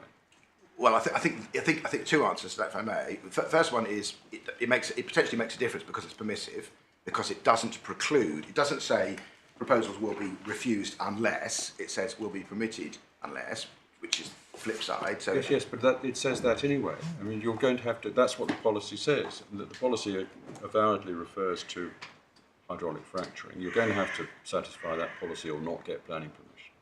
And the policy is the same anyway. I'm not sure. It's the last bit I'm slightly quibbling with, which is satisfy that and not get planning permission, because a developer could, in our submission, come along and say, look, first blush, M7B is against us, but that merely says will be permitted unless. So we haven't got policy support. We haven't got M7B policy support for this development, but there is nothing. We're now on a blank piece of paper, as it were. We're into pure planning merits without policy support, or at least relevant policy support. So that's option one. Option two is they come along and say, okay, contrary to the Wolf reading of M7B, we accept that there is policy against us, but in a material considerations world, it's material here that much of the, or some of the impact of this proposal in the AOMB about which you are concerned, infrastructure and so on, is already in place, And if one could confidently, if the developer, Angus Energy or indeed the Secretary of State, were confidently saying, no, nobody will get planning permission, the fact that this first phase has gone through in this way, well, we would have a more difficult argument, but that's not being said against us, and in our submission designedly and correctly so. We would love to be wrong, in one sense. The respondents rely upon another paragraph, 6.7.10 of the explanatory text, page 262, sorry. Yes. What do you say about that? Well, that's correct. It's correct. We don't disagree with that. The question is, only the application That's saying you can don't be get a considered. leg up. That's saying you don't get a leg up from having a permission for exploration, Well, if that, whatever the outcome of the exploration. well, I think I have two answers to that. One is only the application for that phase can be considered. That's right, but it's a question of which policy column you're in considering the application. Are you in M7A or M7B? If one's then looking at that paragraph down the track, when somebody comes along with a second application, the fracking application, yes, you're only considering the application for that phase. Of course you are, but you are, on ordinary principles, you're considering it against the situation on the ground. In this AOMB, there will be stuff will have been done, and that's not to not consider the application in front of you. That's to consider the context. It's interesting that you say, and that it's a telling point, perhaps, that you'd like it to be the other way. In a sense, one could say, well, if you lose on this ground, and this court makes it very clear that any proposal for fracking at Balcombe will require to go through the full rigour of M7B. Oblivious to phase one. I mean, those for whom you appear would regard that as, if I may so suggest it, a not bad second best, at least, if not really the same thing as success. I haven't got instructions on that point. No, of course not. No, but I mean, but that's the logic of it. I understand that. Am I right? I understand that, yes. I mean, the primary argument is this should have been an M7B case, which should have been refused because of the M7B criteria. If this court, as the court below, says the same thing, i.e., oh no, any proposal for hydraulic fracking at this Strumble site will require the full rigour of policy M7B to be satisfied. Regardless of whatever the That's the a proper construction of the policy and a lawful application of it. Then, in a sense, almost as good, at least. I don't think my clients would accept that, but No. Well, I take my point. I take my lawyer's point. No. I'm not seeking to get you to agree to that, but I'm just looking at the logical analysis. And I don't demur from the logical analysis. Yeah. I think that's ground. Ground two. Two. So I go to ground 6, if I may. And then you're going to 6, yes. And I'm going to sit down. Yeah. Thank you. So ground 6, which concerns the inspector and then the judge's consideration of water impacts. And here we have a particular concern about the way the judge approached it, as you will have seen. So I won't take you back to the grounds of appeal, at least for the moment. Just by way of, since there's an obvious context for this, but in the Minerals and Waste Local Plan, which is Supplementary Bundle tab 11, you have at page 274 policy M16, which unsurprisingly, if it needs to be set out anywhere, makes provision for avoiding unacceptable risk to water resources. Yeah. And this, just to remind ourselves, this wasn't relied on by the Mineral Planning Authority in its refusal. No. So the Mineral Planning Authority's refusal really is about M13, although they don't say that. Yeah, but this policy wasn't invoked as part of the M13 has a. I know we haven't dealt with that yet, but if we go back just a few pages to M13. M13 is protected landscape, and that doesn't embrace. Well, I mean, it does implicitly, if you like. M13 last impact C3, yeah, detrimental impact on the environment That's what I had column. in mind, yes. So Would that embrace water resources? One would have thought so, but there's a specific policy about water resources. Yeah. So you're not seeking to Wouldn't dwell say too that long it on comes in M13. that way. No. Understood. Thank you. All right. So M13. So the context for this, because this does Sorry, depend on the factual 16. story. S7 is the judge got this slightly wrong, but not in a material way. So S7 is several things. S7 is, first of all, a submission, a 3-page submission to the inspector.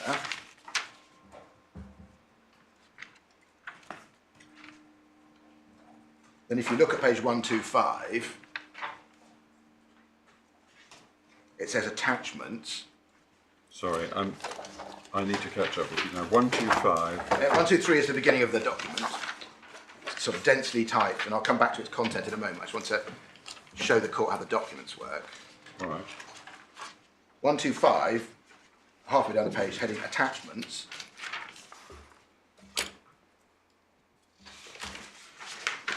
So attachments, there are 7 identified. First of which is a review report from, I don't know how to pronounce it, Tapajos Limited, Mr. Mutan. I'll come to Mr. Mutan in a minute. And then 3, EA apology. The judge, I will show you both of those things. The judge said that the EA apology was an attachment to Mr. Mutan. It wasn't an attachment to Mr. Mutan, but I don't think that's a material that we need to spend any time on. It's a separate document. They're separate attachments to this document. Have we got it? Yes, I'll come to it in a minute. And is that the same thing as we see at page 123 at the end of the 4th or 5th paragraph? The full email exchange is attached? Yes, Thank you. that's where we're going, yes. But we need to, there's a sort of bit of a sequence to get there. So in terms of the chronology, you have, starting at page 126, you have a heading, technical review, Tapajos, Mr. Mutan, you see Mr. Mutin, I'm sorry. You see Mr. Mutin prepared by middle of page 127. So his name appears in the judgment, and it's this document. So this is, just so you get the dates right, 129, February 2020. Yeah. 131, page 131.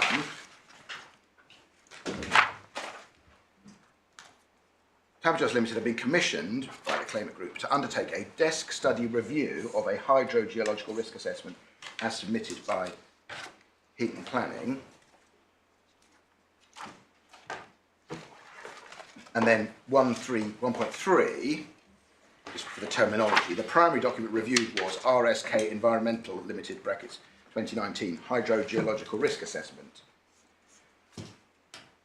So he is looking at a 2019 version of a document, which you don't have, but you're going to have a 2020 update of it in a moment, if I may.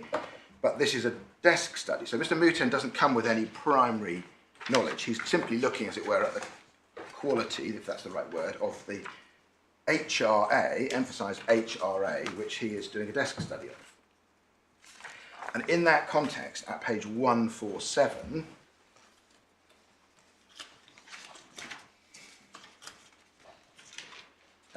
you have a heading 3.8, below which the paragraph numbers then go 339, they go slightly weird in my mind. Anyway, 3.8 is surface water drainage. So he's been looking at groundwater, he's now looking at surface water. And at 3.42, he says this, RSK 29 HRA makes reference to the lower Stumble exploration site, quotes, is within a surface water safeguard zone, which is designated on the basis of risks from pesticides and turbidity. Under these circumstances, further assessment of the impacts on the surface water environment to better inform the hydrological risks would be considered appropriate to include as this part of the assessment. So he and yours, let me just hold that paragraph because he says it again in slightly clearer language. 3.47, page 149, the RSK HRA refers to the lower Stumble site is within a surface water safeguard zone, which is designated ...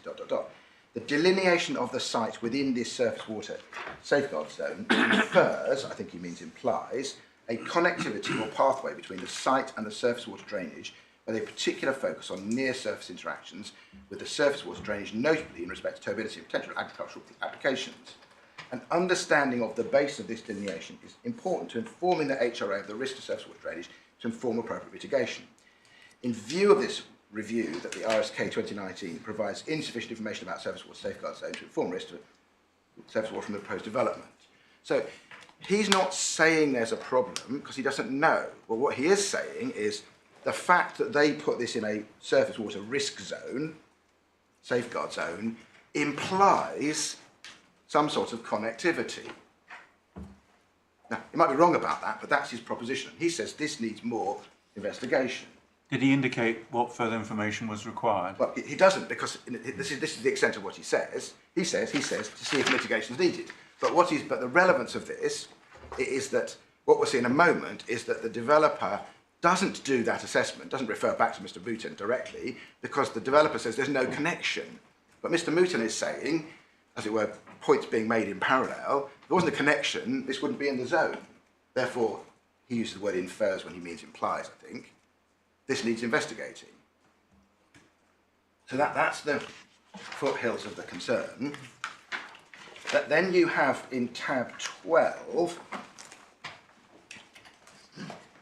the 2020 update to the 2019 document he was looking at. Yeah. This is page 299. And at 303, under commissioning, you see RSK Environment Limited was commissioned, and then second Sorry, can you paragraph. give the page again? I'm sorry, it's 303. Thank you. Second para in 1.1, this revised HRA has been produced following receipt of consultation. So this is a revision of what Mr. Mouton was looking at.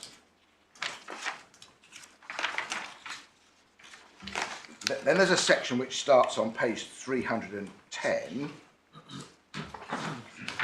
Heading is Assessment Methodology.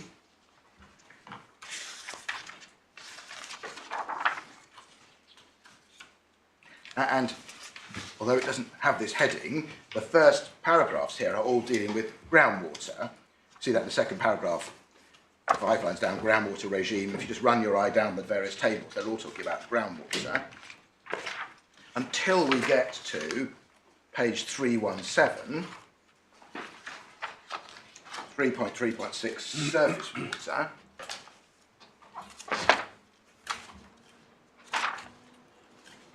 A tributary to the River Ouse flows northwest to southeast. I'll show you a map of this in a moment. Approximately 100 metres southwest of the site. The tributary receives water from several springs in the area, which appears at the boundary of the Weald and clay, impermeable, and the overlying lower Tunbridge Wells sand, permeable.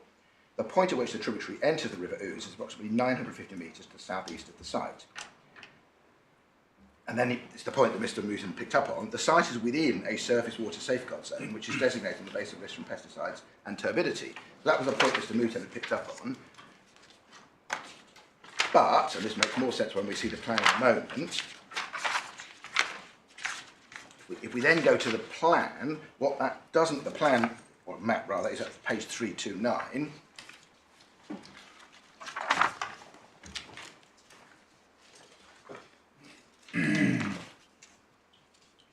329, more or less middle of the page, just on the vertical line running north-south, is the red rectangle of the site. Yeah. And at the east, right-hand side of the page, is the Ardingly Reservoir. Come to relevance of that in a second, but and then the tributary, etc., which is being referred to in the surface water paragraph on 317, is then the tributary you see running, as it says, northwest to southeast on that map. Does it run down to where we see London Road by the letter O? London, I'm looking at that. Yes, it runs, and then it runs southeast, and it runs. If you look at the right-hand side of the page, which is the teasing bit in a sense, the column with the where it says RSK, that's the River Ouse running along the bottom there. So it basically runs northwest to southeast and runs under that little reduced map, which is bottom right-hand corner of the page. And that, in a way... So the Ouse then is the river running west-east, is it? Yeah. It joins the river running west-east. To the south of Wolf Cottages?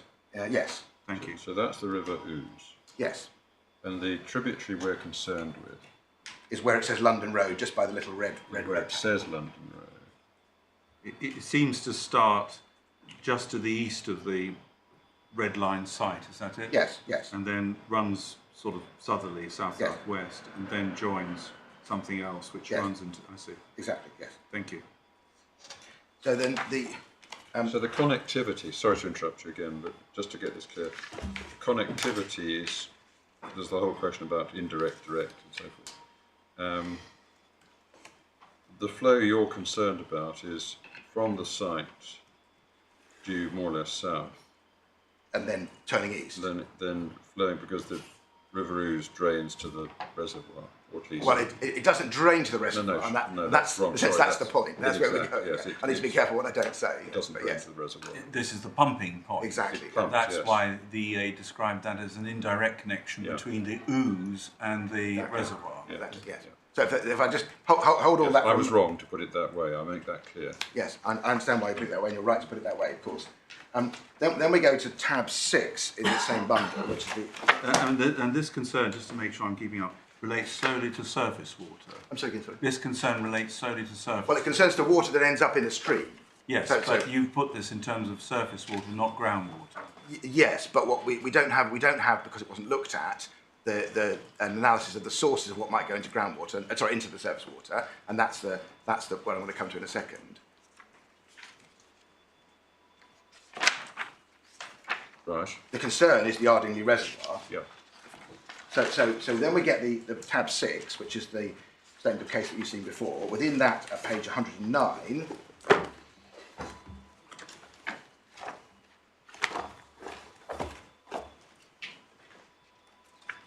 heading towards the top of the page, environmental effects. And then 9.7 introduces two things. One, a hydrogeological risk assessment. That's what we've got, that's what you were looking at a second ago. And secondly, a flood risk assessment, which is a separate document. So then 9.8 deals with the FRA, that's the flood risk assessment. 9.9 returns to hydrogeological risk assessment. It says this: the hydrological risk assessment concluded there's a very low likelihood of groundwater impact on development, and that this will be monitored and managed within a full engagement with EA during all phases. Full stop. Effects upon the Ardingly Reservoir were scoped out of the hydrological risk assessment as the site is not hydraulically linked to it and is separated from it by significantly higher ground which forms the watershed. The watercourses surrounding the site are monitored in compliance with EA permits. Now, so it's the scoping out as the site is not hydraulically connected to it. And that point is then revisited at page 116. Well, there's also 9.10, isn't there? Absolutely. I'm not running away from any elements of it. And ending with the sentence, neither consultee has raised concerns about the proposal. Absolutely right. Sorry, where are you reading that? End of 9.10. 9.10. Yeah. And 9.11. Yeah. Then we get to 116. So page 116, pound 9.62. With regard to the risk of human health implications which may arise from water pollution, the risk assessment submitted with the application concluded there is a very low likelihood of groundwater impact from development, and that this will be monitored and managed with the full engagement of EA during all phases. As stated above, no adverse effects upon Ardingly Reservoir are anticipated. It is not hydraulically linked to the site. Therefore, no health effects are expected. So, we read that together with what we saw before. This is not saying, nor does it anywhere say, that other protections or other regulatory measures or other, whatever it may be, are such that we don't need to be concerned about the Ardingly Reservoir. This is saying it's been scoped out and therefore there are no concerns. Yes, but the point about regulatory controls is a further and supervening point, isn't it? Well, it may, if properly looked at. So, for example, we'll see that the judge completely hypothesises about potential testing of the water that's pumped out of the River Ouse into the Ardingly Reservoir. She's got no information about that whatsoever. Well, the inspector had what the inspector had. Yes. We can establish what that was. But is it not a freestanding and, in a sense, overriding point that there are, in any event, other controls which would operate? Well, that is part of the picture, but as far as I'm aware, there's no law that says you have to assume all of that, and that therefore somehow exonerates the planning authority from looking at the point at all. And the way the planning authority was being sorry, the planning authority, the inspector here was being assuaged wasn't by reference to those things. It was by reference to the scoping out point. And what the HRA therefore didn't consider, and therefore the inspector turns out not to have considered, although he should have done, was in a sense the Mr. Muten point, which is this needs further investigation. And what, just to signpost where we're going, what the judge was wrong to do was to speculate that all of that was already being sorted out by reference to existing permits and so on. I'll come to that in a moment if I may. The point is, and you've seen this document initially already, at tab 7, having seen that statement of case, at page 123,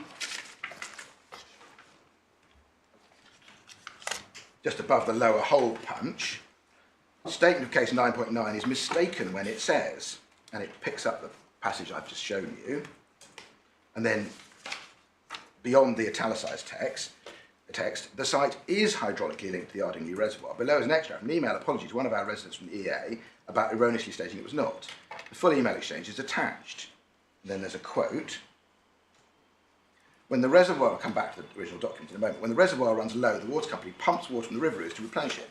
The stream next to the site run into the river ooze. So contamination from the site can end up in the reservoir, which provides drinking water for much of Sussex. The impact of the site in the Ardingly Reservoir should never have been ruled out of scope of the assessment. And just so the court understands the sort of the location of that, it go back to the map. Yeah. Just remind us where that 329. 329. If you had, but you don't have, the bit of the map which is under that inserted, scaled down version in the right-hand column, yes, under that location is something on another map which says works, and that's a pumping station. Yes, it would have been helpful, and still would actually, to have a map that shows the pumping station. So I have a map which can be copied. Right, could you possibly do that for We'll us? do that then, over lunch, short we'll do that. agenda, please. Right, yes, go on, yeah. So going back to the appellant's 123 document, Yeah, they have... well, we've paused on it. The full email exchange is attached. Is that true as a matter of fact? I think so. Page 213. Okay. So that is, the judge was wrong to say it's an attachment to Mr. Muten. It isn't an attachment to Mr. Muten, it's an attachment to the... 213, you said? Yeah. So we've got... Starts at 214. Yeah. You read back up. So it's Mr. Hawkins. Thank you for your visit to Balcombe to meet with local residents. You did mislead us on one point I'm aware of. I've been a local resident since before the reservoir was constructed and a local fisherman, both the reservoir and the river ooze. And then he talks about the pumping. Yes, and then... So it doesn't look like there was anything prior to this because this came out Dear of... Mr. Hawkins, this is from Rebecca Shepherd at 1609 on the 21st of October. And that is an email that is quoted in part? Or It's an email that's quoted in part in the 123. But the whole email exchange has gone to the inspector. Yeah, I understand that. It's also attached. But it said, but Ms. Shepherd said in the final paragraph of their email, typically this abstraction point is not used as the reservoir will normally refill naturally. An operation of pumps incurs significant cost. Normal operation of the ooze catchment is that the abstraction of Balcombe provides the main source for public water supply. Well, that's undisputed. But is it not? I'm not saying that the inspector didn't have that, but isn't it rather important? If we look at what the inspector did, which is you've got at DL 34. Yeah. It is rather important to see what the inspector said about this. Sure. The DL 33, sorry, is the heading. Yeah. And then 34, the submitted risk assessment confirms the site is not hydrologically linked to the reservoir, noting an intervening watershed, nor is the site within etc. But so he directly picks up the scoping out point, and in terms of our principal issues, lack of reasons by the inspector, fails to grapple with our contradiction of the scoping out proposition. Well, what about the end of DL34? The only evidence significant risk of water pollution concerns streams as close as 15 metres to the site, and then talks about runoff or structural failure of the well. That's referring to surface water, isn't it? But, my lord, it is, but all of those reassurances given by the developer's HRA and indeed the developer are in the context of saying this is not connected. So their whole assessment has been premised, and therefore their assuaging of concerns, if you like, is premised on lack of connectivity. They could have said, but they didn't say, all of this, there is no risk for X, Y, and Z reasons.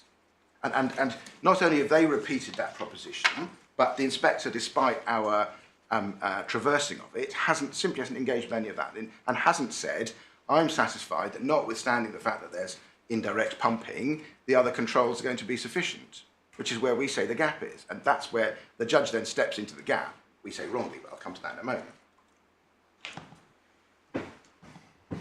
Right. So that's what the secretary, so that's what the decision letter said. We explained in our statement of facts and grounds how that could be characterised in various different ways. But the judge thought that it was really, when it came down to it, was a mistake of fact. Well, yes, and I don't run away from mistake of fact, except that we have to remind ourselves that we're in simplex territory here. Well, we're only in simplex territory, and to be clear what we mean by that, that's to say the court looking at whether the decision would inevitably have been the same, or necessarily have been the same, if the error hadn't been made. Yes. But if there was an error, the other side argues there wasn't an error, I think. So we need first to confront that. So the judges slightly covers their base on that. I'll come to that in a moment. That's what's being said. Yeah, I understand that.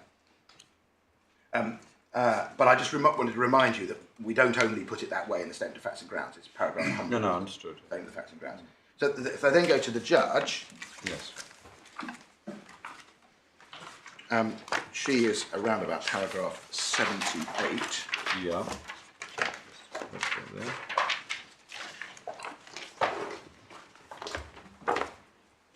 So the point I just pick up about the simplex point, in a way, it's the end of her 77. The error must be established and must have played a material but not necessarily decisive part in the decision. In our submission, that has to be read in the context of simplex approach. You don't have a higher threshold for the legality than the materiality aspect for the discretionary Well, relief. you say that, Mr. Wolfe, but isn't that what Lord Justice Carnworth said is one of the elements of the test for error of fact? I understand that the materiality point, but that's right. But the approach to materiality we say has to be seen through in the context of what the court is going to do next, which is simplex.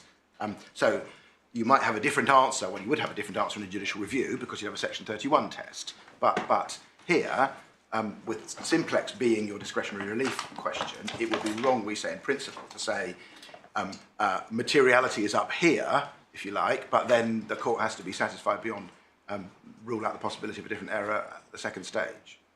That would be to whip the legs out from the. So on this analysis, the application of E in the Home Office error of fact, material error of fact, varies according to whether the form of the proceedings is judicial review or statutory review, simply because the test for granting relief, the exercise of discretion, is different in those two procedures. Well, I mean, it must do because the E in the Secretary of State is not a statutory approach; it's a judicial approach. I don't say there's any worse for it, but it has to look at the context of judicial review. And our submission is, unless the court is satisfied the result would inevitably have been the same, then the error is material for E and the Secretary of State purposes. If you look at it through that error of fact prism, but we, as I say, we don't only look at it through that prism. We say, to take into account material consideration, namely the submission put by the appellants, the contradiction of the statement of case, fail to grapple with the principal issue and give reasons for dealing with it. That they're all slightly different ways of putting the same point. So in our submission, I alight on the judge's 77, but I wouldn't want that to be the only way through this issue. No, but we need to read all of her conclusions. I understand that. Yeah. And then 78, where she gets to the guts of it, it's not necessarily apparent the inspector did make a mistake at DL 34 when he said the site was not hydraulically linked to the Ardney Reservoir. There's no natural pathway between the two sites because there is a watershed between the River Ouse and the reservoir. Just pausing there for a second.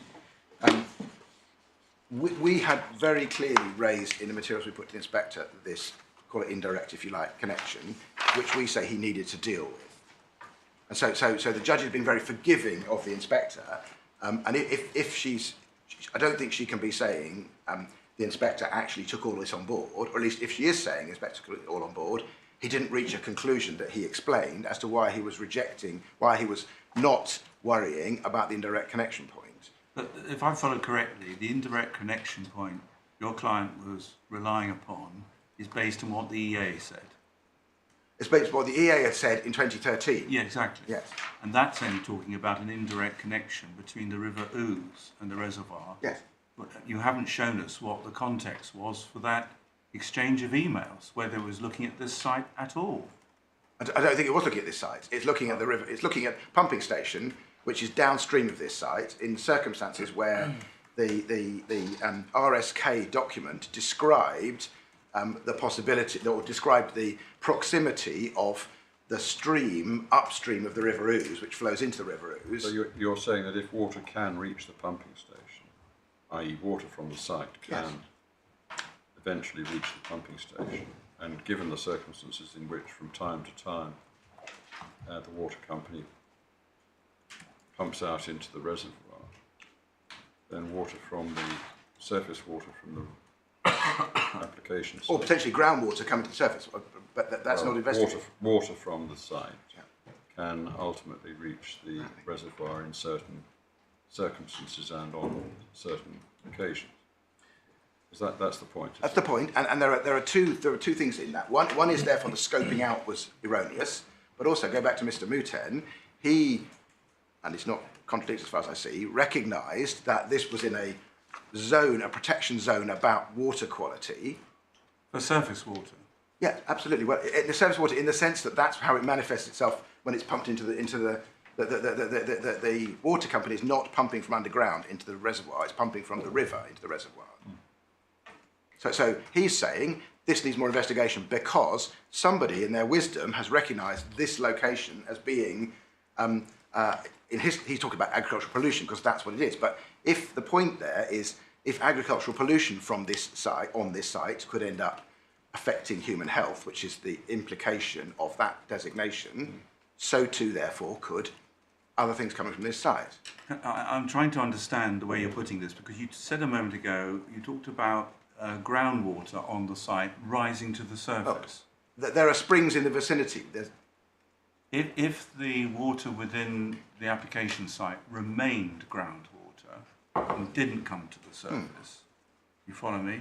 I do, I think. What DL 34 was saying was that there was an intervening watershed. So it appears to be saying that water which is groundwater and remains groundwater doesn't get into the reservoir. Is that correct? Yeah, absolutely. I'm not. So you're focusing on surface water on the site or groundwater, which becomes surface water. Yes. That's what I was trying to clarify earlier on. Yes. Because in that context, it may be relevant to read what the inspector says in DL 35, because that is describing that part of the proposals in phase 2, which are aimed at dealing with surface water. Have I understood correctly? So. Absolutely, I don't run away from any. I don't run away from any of that. I don't run away from any of that. But if the RSK document had said there is no risk of water in the River Ouse and therefore by extension in the pumped to Ardingly Reservoir because of all these other protections, we'd have an argument. They didn't do that, and nor did the inspector. Notwithstanding them not do that, either do that. The comfort that they all drew was the lack of connectivity, and it's the therefore word or the therefore thinking that infects the analysis. Would you mind if we went back to the supplemental bundle, page 123, the objection which the appellants put before the inspector, because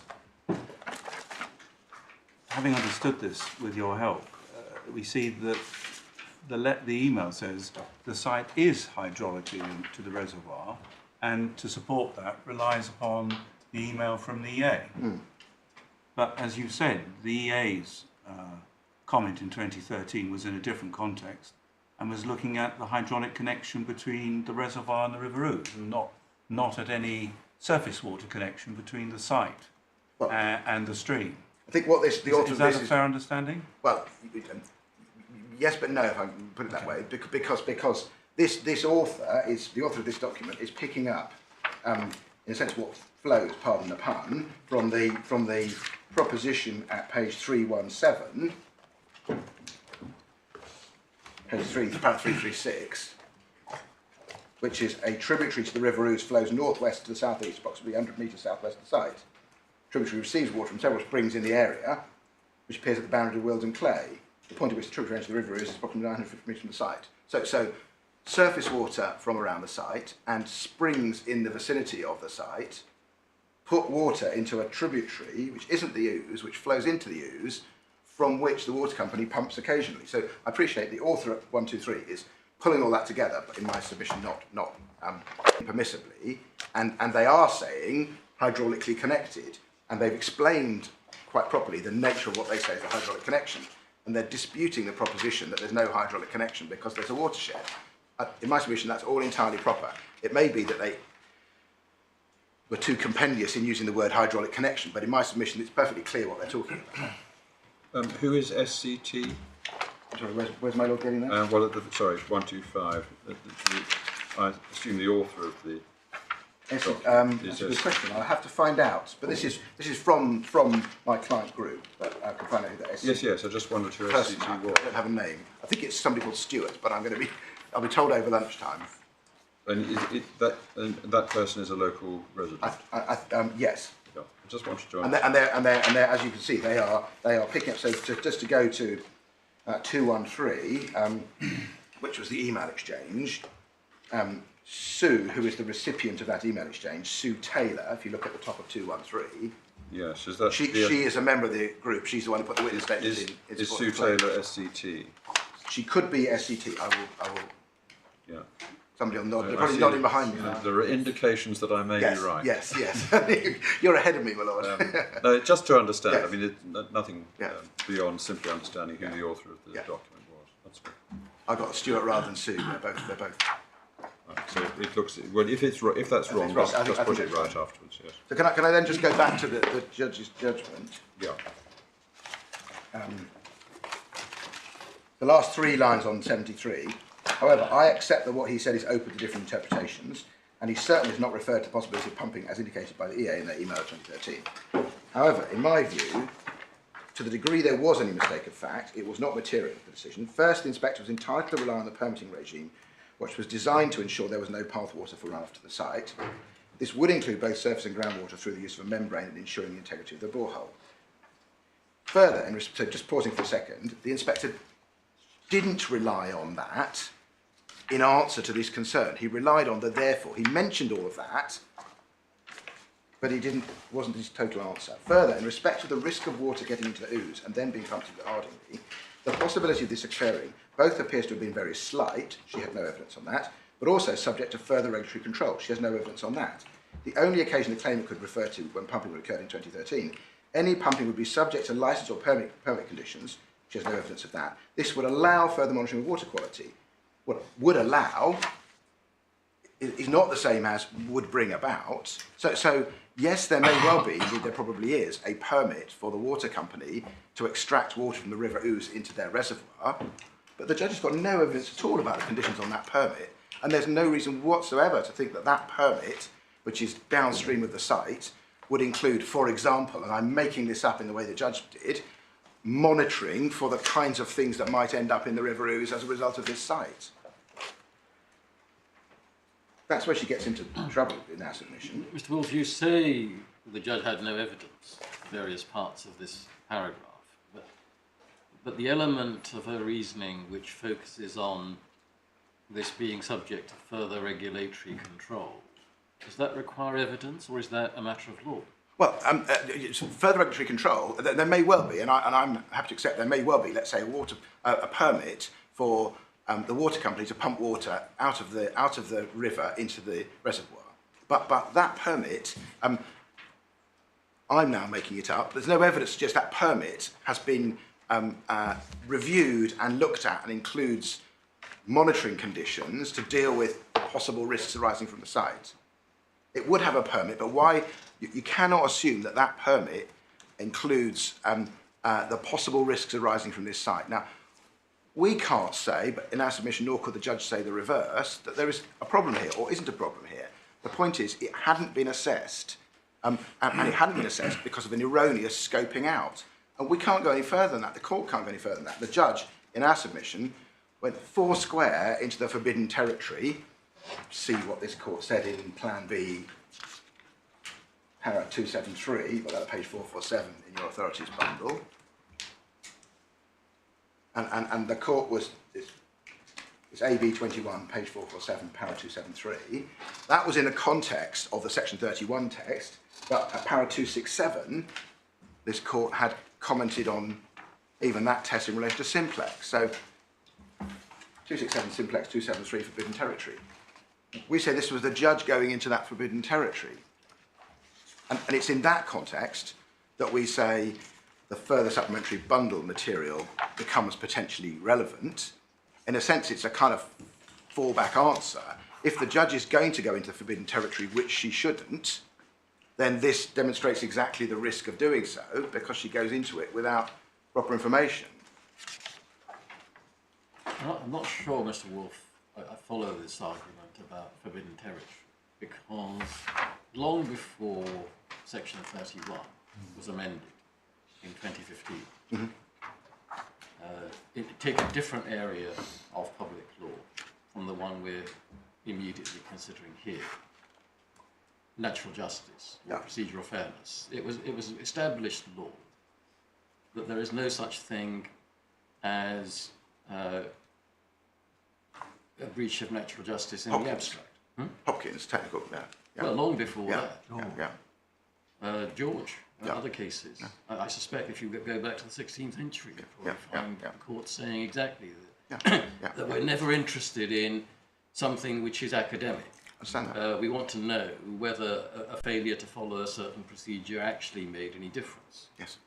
And that's something to do with remedies. That's whether there's an error of public law in the first place.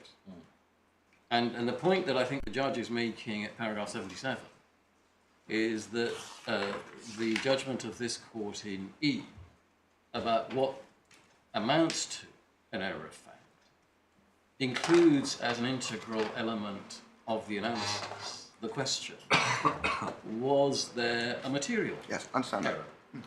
Now, you're perfectly entitled to say the judge should not have said it's immaterial because it might have made a difference. But we do say that. You've heard me say that. Yes. But what I don't, well, that I understand. That submission I understand. What I don't at the moment follow is the submission that somehow she was required to follow the simplex approach and forbidden territory. Okay. Because that all comes in at the remedy stage if we ever reach it. Okay, so I hope I've given a partial answer to that, which is that the two stages are not hermetically sealed. Step one. Step two, even if you're looking at materiality, which is, as you rightly say, of course, the legal issue before you get to discretionary relief, what the courts have said about forbidden territory, we would say applies equally there. She is not a planning inquiry. She is not sitting in the shoes of the inspector. She doesn't have the evidence that would have been needed. She only has the inspector using the therefore word in relation to the Ardingly Reservoir point. And all of this, I'm still looking at this through the prism of E and the Secretary of State. None of this grapples at all, and she didn't grapple at all, with the inspector's failure to grapple with what we say is a principal issue that needed to be grappled with. So you can put aside E and the Secretary of State. That's the judges. We don't complain about that because that was one of the ways we put it in our statement of facts and grounds. But we also said, perhaps I should just show you this, page, it's Core Bundles, tab 17.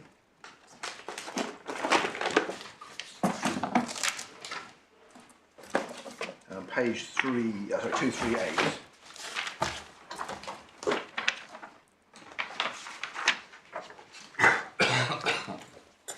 I mean that? Sorry, it's that page. Sorry, it's page 241. Legal errors. Slightly clumsy, I'm afraid. Drafting unlawfully ignored, but it gets better.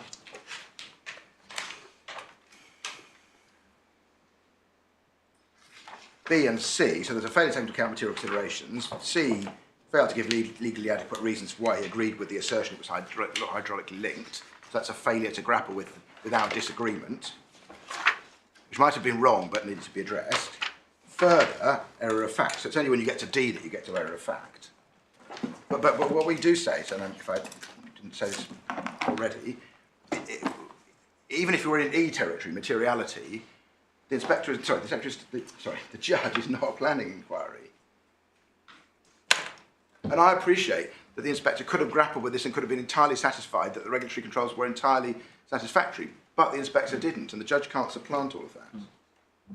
I mean, you rely on the fundamental principle of public law that if the executive has erred in its procedures, then the starting point, at least, is that what the court should do is quash the decision and send it back so that a lawful procedure can be followed without speculating about what the outcome. All those unlikely cases that might have been decided differently, and that's the sort of the provenance of simplex and so on. Exactly right. And and here, just a practical sense check, that is merely sending it back for another inspector to possibly be assuaged on all of this. Who knows? No, it's trite public law that the outcome could be exactly the same. Could be exactly the same. Exactly right. Could we, following up on my Lord's question, could we just go back to E against the Home Secretary to look at the principle? It's in the authorities bundle, tab 9, page 118.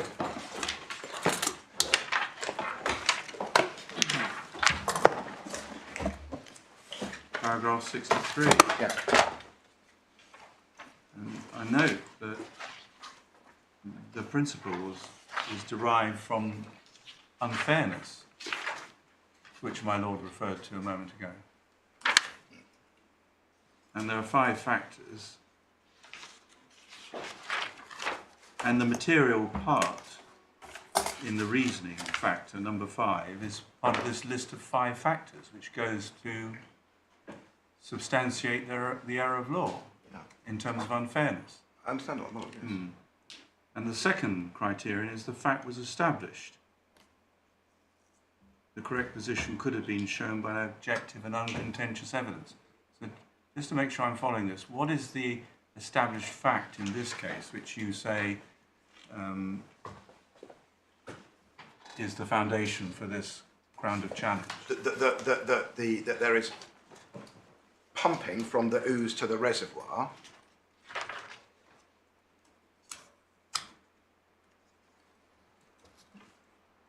So it was too simple for the statement of case and then the inspector to say not So connected, it was and right therefore. to say there was an indirect link between the ooze and the reservoir. Yes, no, yes. But the EA material didn't go further than that.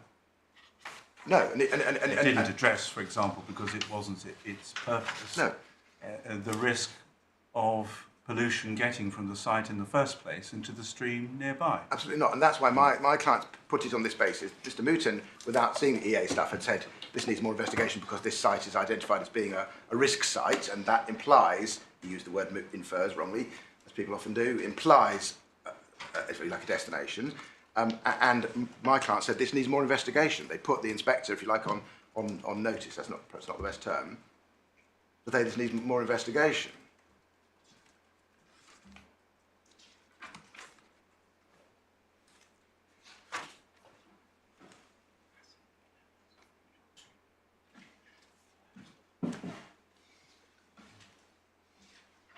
As I say, I do want to.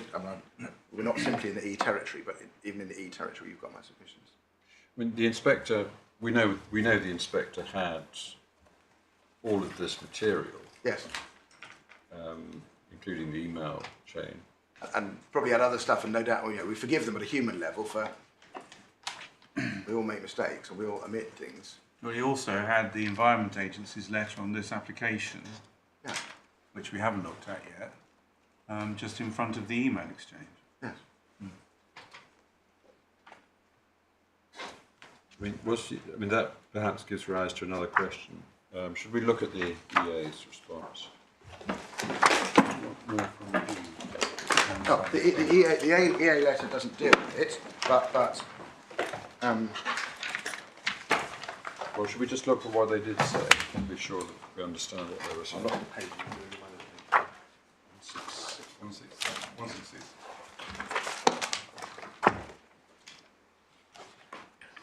I think I came across the letter at 211, this supplemental bundle. And all those letters are included twice, so they're 166 and also 211. Thank you. Okay.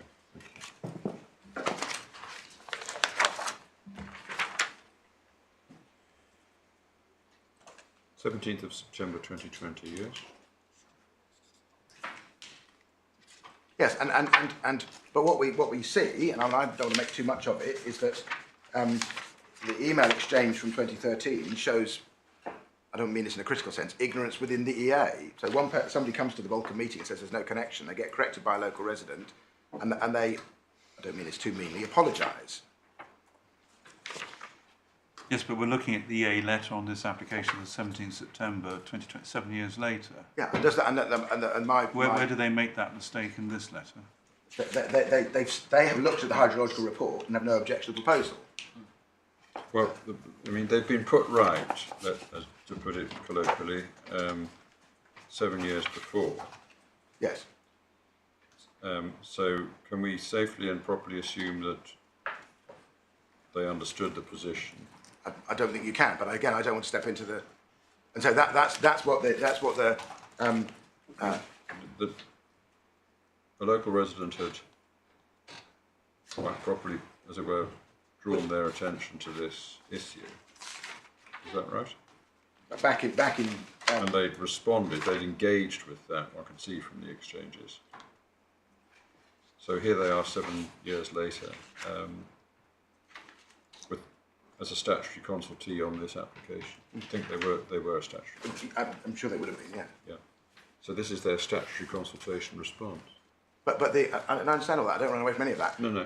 But the inspector doesn't say. The inspector doesn't say I'm happy because the EA's happy. The inspector says, and indeed the developer says, we're happy because there's no connectivity. There's no doubt comfort drawn from other things as well. But the binary issue is connectivity. On the first page of the letter, advice to local planning authority, there's some bullet points. First couple bullet points seem to deal with groundwater, and then the third one deals with the construction quality assurance report, correctly engineered containment, contamination controls, etc. And then the bottom of the page, it starts to refer to the environmental permitting regime, which will apply to this proposal if it goes ahead. Mm. I mean, isn't that what the inspector was picking up in paragraph 35 of the decision letter? No doubt. But that isn't an answer, and the judge didn't see that as an answer. I'll go back to paragraph 80 of the judgment. The judge didn't see that as an answer because she referred to a permit for the pumping from the River Ouse. Yes, but the reason why I ask you about this is that it seems to be, on one view, it seems to be suggesting that it's the mitigation measures described in the RSK report, in passages you haven't taken us to yet, which provides protection against pollution, rightly or wrongly. I understand all of that, but if the in a counterfactual world, if the developer's application materials had said there's no concern here because it's all been signed off by the Environment Agency and there's no risk of anything, and then the inspector had said there's no concern about the Ardingly Reservoir because of all those things, that might have been different. But they didn't say that. They said we've scoped out the Ardingly Reservoir, therefore there is no risk. There's a causal connection in their logic, which the inspector adopts, unsurprisingly, because that's what they've said. His mistake is not to see not to appreciate the import, if you like, under different ways of putting it, of our contradiction of that. And I can't make the point No. any more interesting than that, I'm afraid. Just there's one other point, which in a sense is swept up by my Lord's question, I think. But at the end of the letter, Mrs Brown's letter, the need for an environmental permit is separate to the need for planning permission. The granting of planning permission does not necessarily lead to the granting of a permit. That is to emphasise, is it the separateness of the other regulatory regime,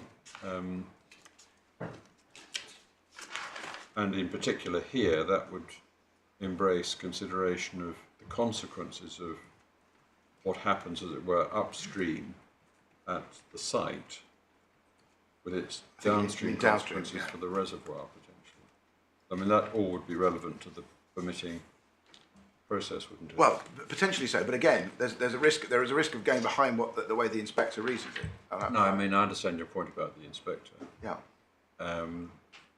But just to looking at what he had in front of him from the statutory consultee, the EA, they were, I use the word, they were in a sense reassuring him and others that if he granted planning permission, it wouldn't follow that a permit would. I understand all that, but that wasn't his.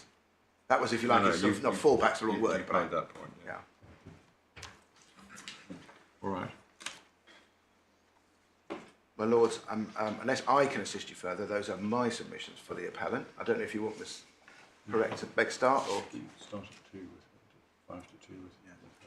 I think rather than, in a sense, create any pressure or rush from Miss Perec, we start at 5 to 2 with her submissions. Would that be suitable? That'd be absolutely fine. That's to rearrange the furniture as well. Just perhaps I'm being slightly ungenerous with time, but just standing back, how are we with progress overall? Well, Lord, I don't propose to be that long. I mean, I would be about an hour under, I hope, in my submissions, perhaps less. But you won't repeat submissions that are made. Well, indeed, my lord. If we are, if I get sort of half an hour to 45 minutes, that should be ample. I won't repeat anything. I'll be cutting things out as my learned friend goes along, and I'm content to deal with what time's left, essentially, within reason. So does that indicate that we might finish today? We collectively were optimistic we'd finish today. I haven't asked Miss Perret. That's very discourteous of me not to ask Miss Perret. My lord, I think well, it rather depends on how many questions you have, but probably I would say 45 minutes at a stretch, right. But hopefully be shorter than that. Right. So, well, we could. Yes, we could. We could. I mean, this is down for a day and a half, but I mean, obviously, if we can finish in the day, that would be desirable from everybody's point of view, I imagine. I'd rather not promise that, if that's what. No, understood. Only have in mind that people have travelled obviously longish distance to come here. Well, let's see how we go. There is no pressure, none at all. I think we will start again then at 5 to 2, if that's all right. That gives a full hour for the break now. We're grateful. All right, 5 to 2. Thank you. All right.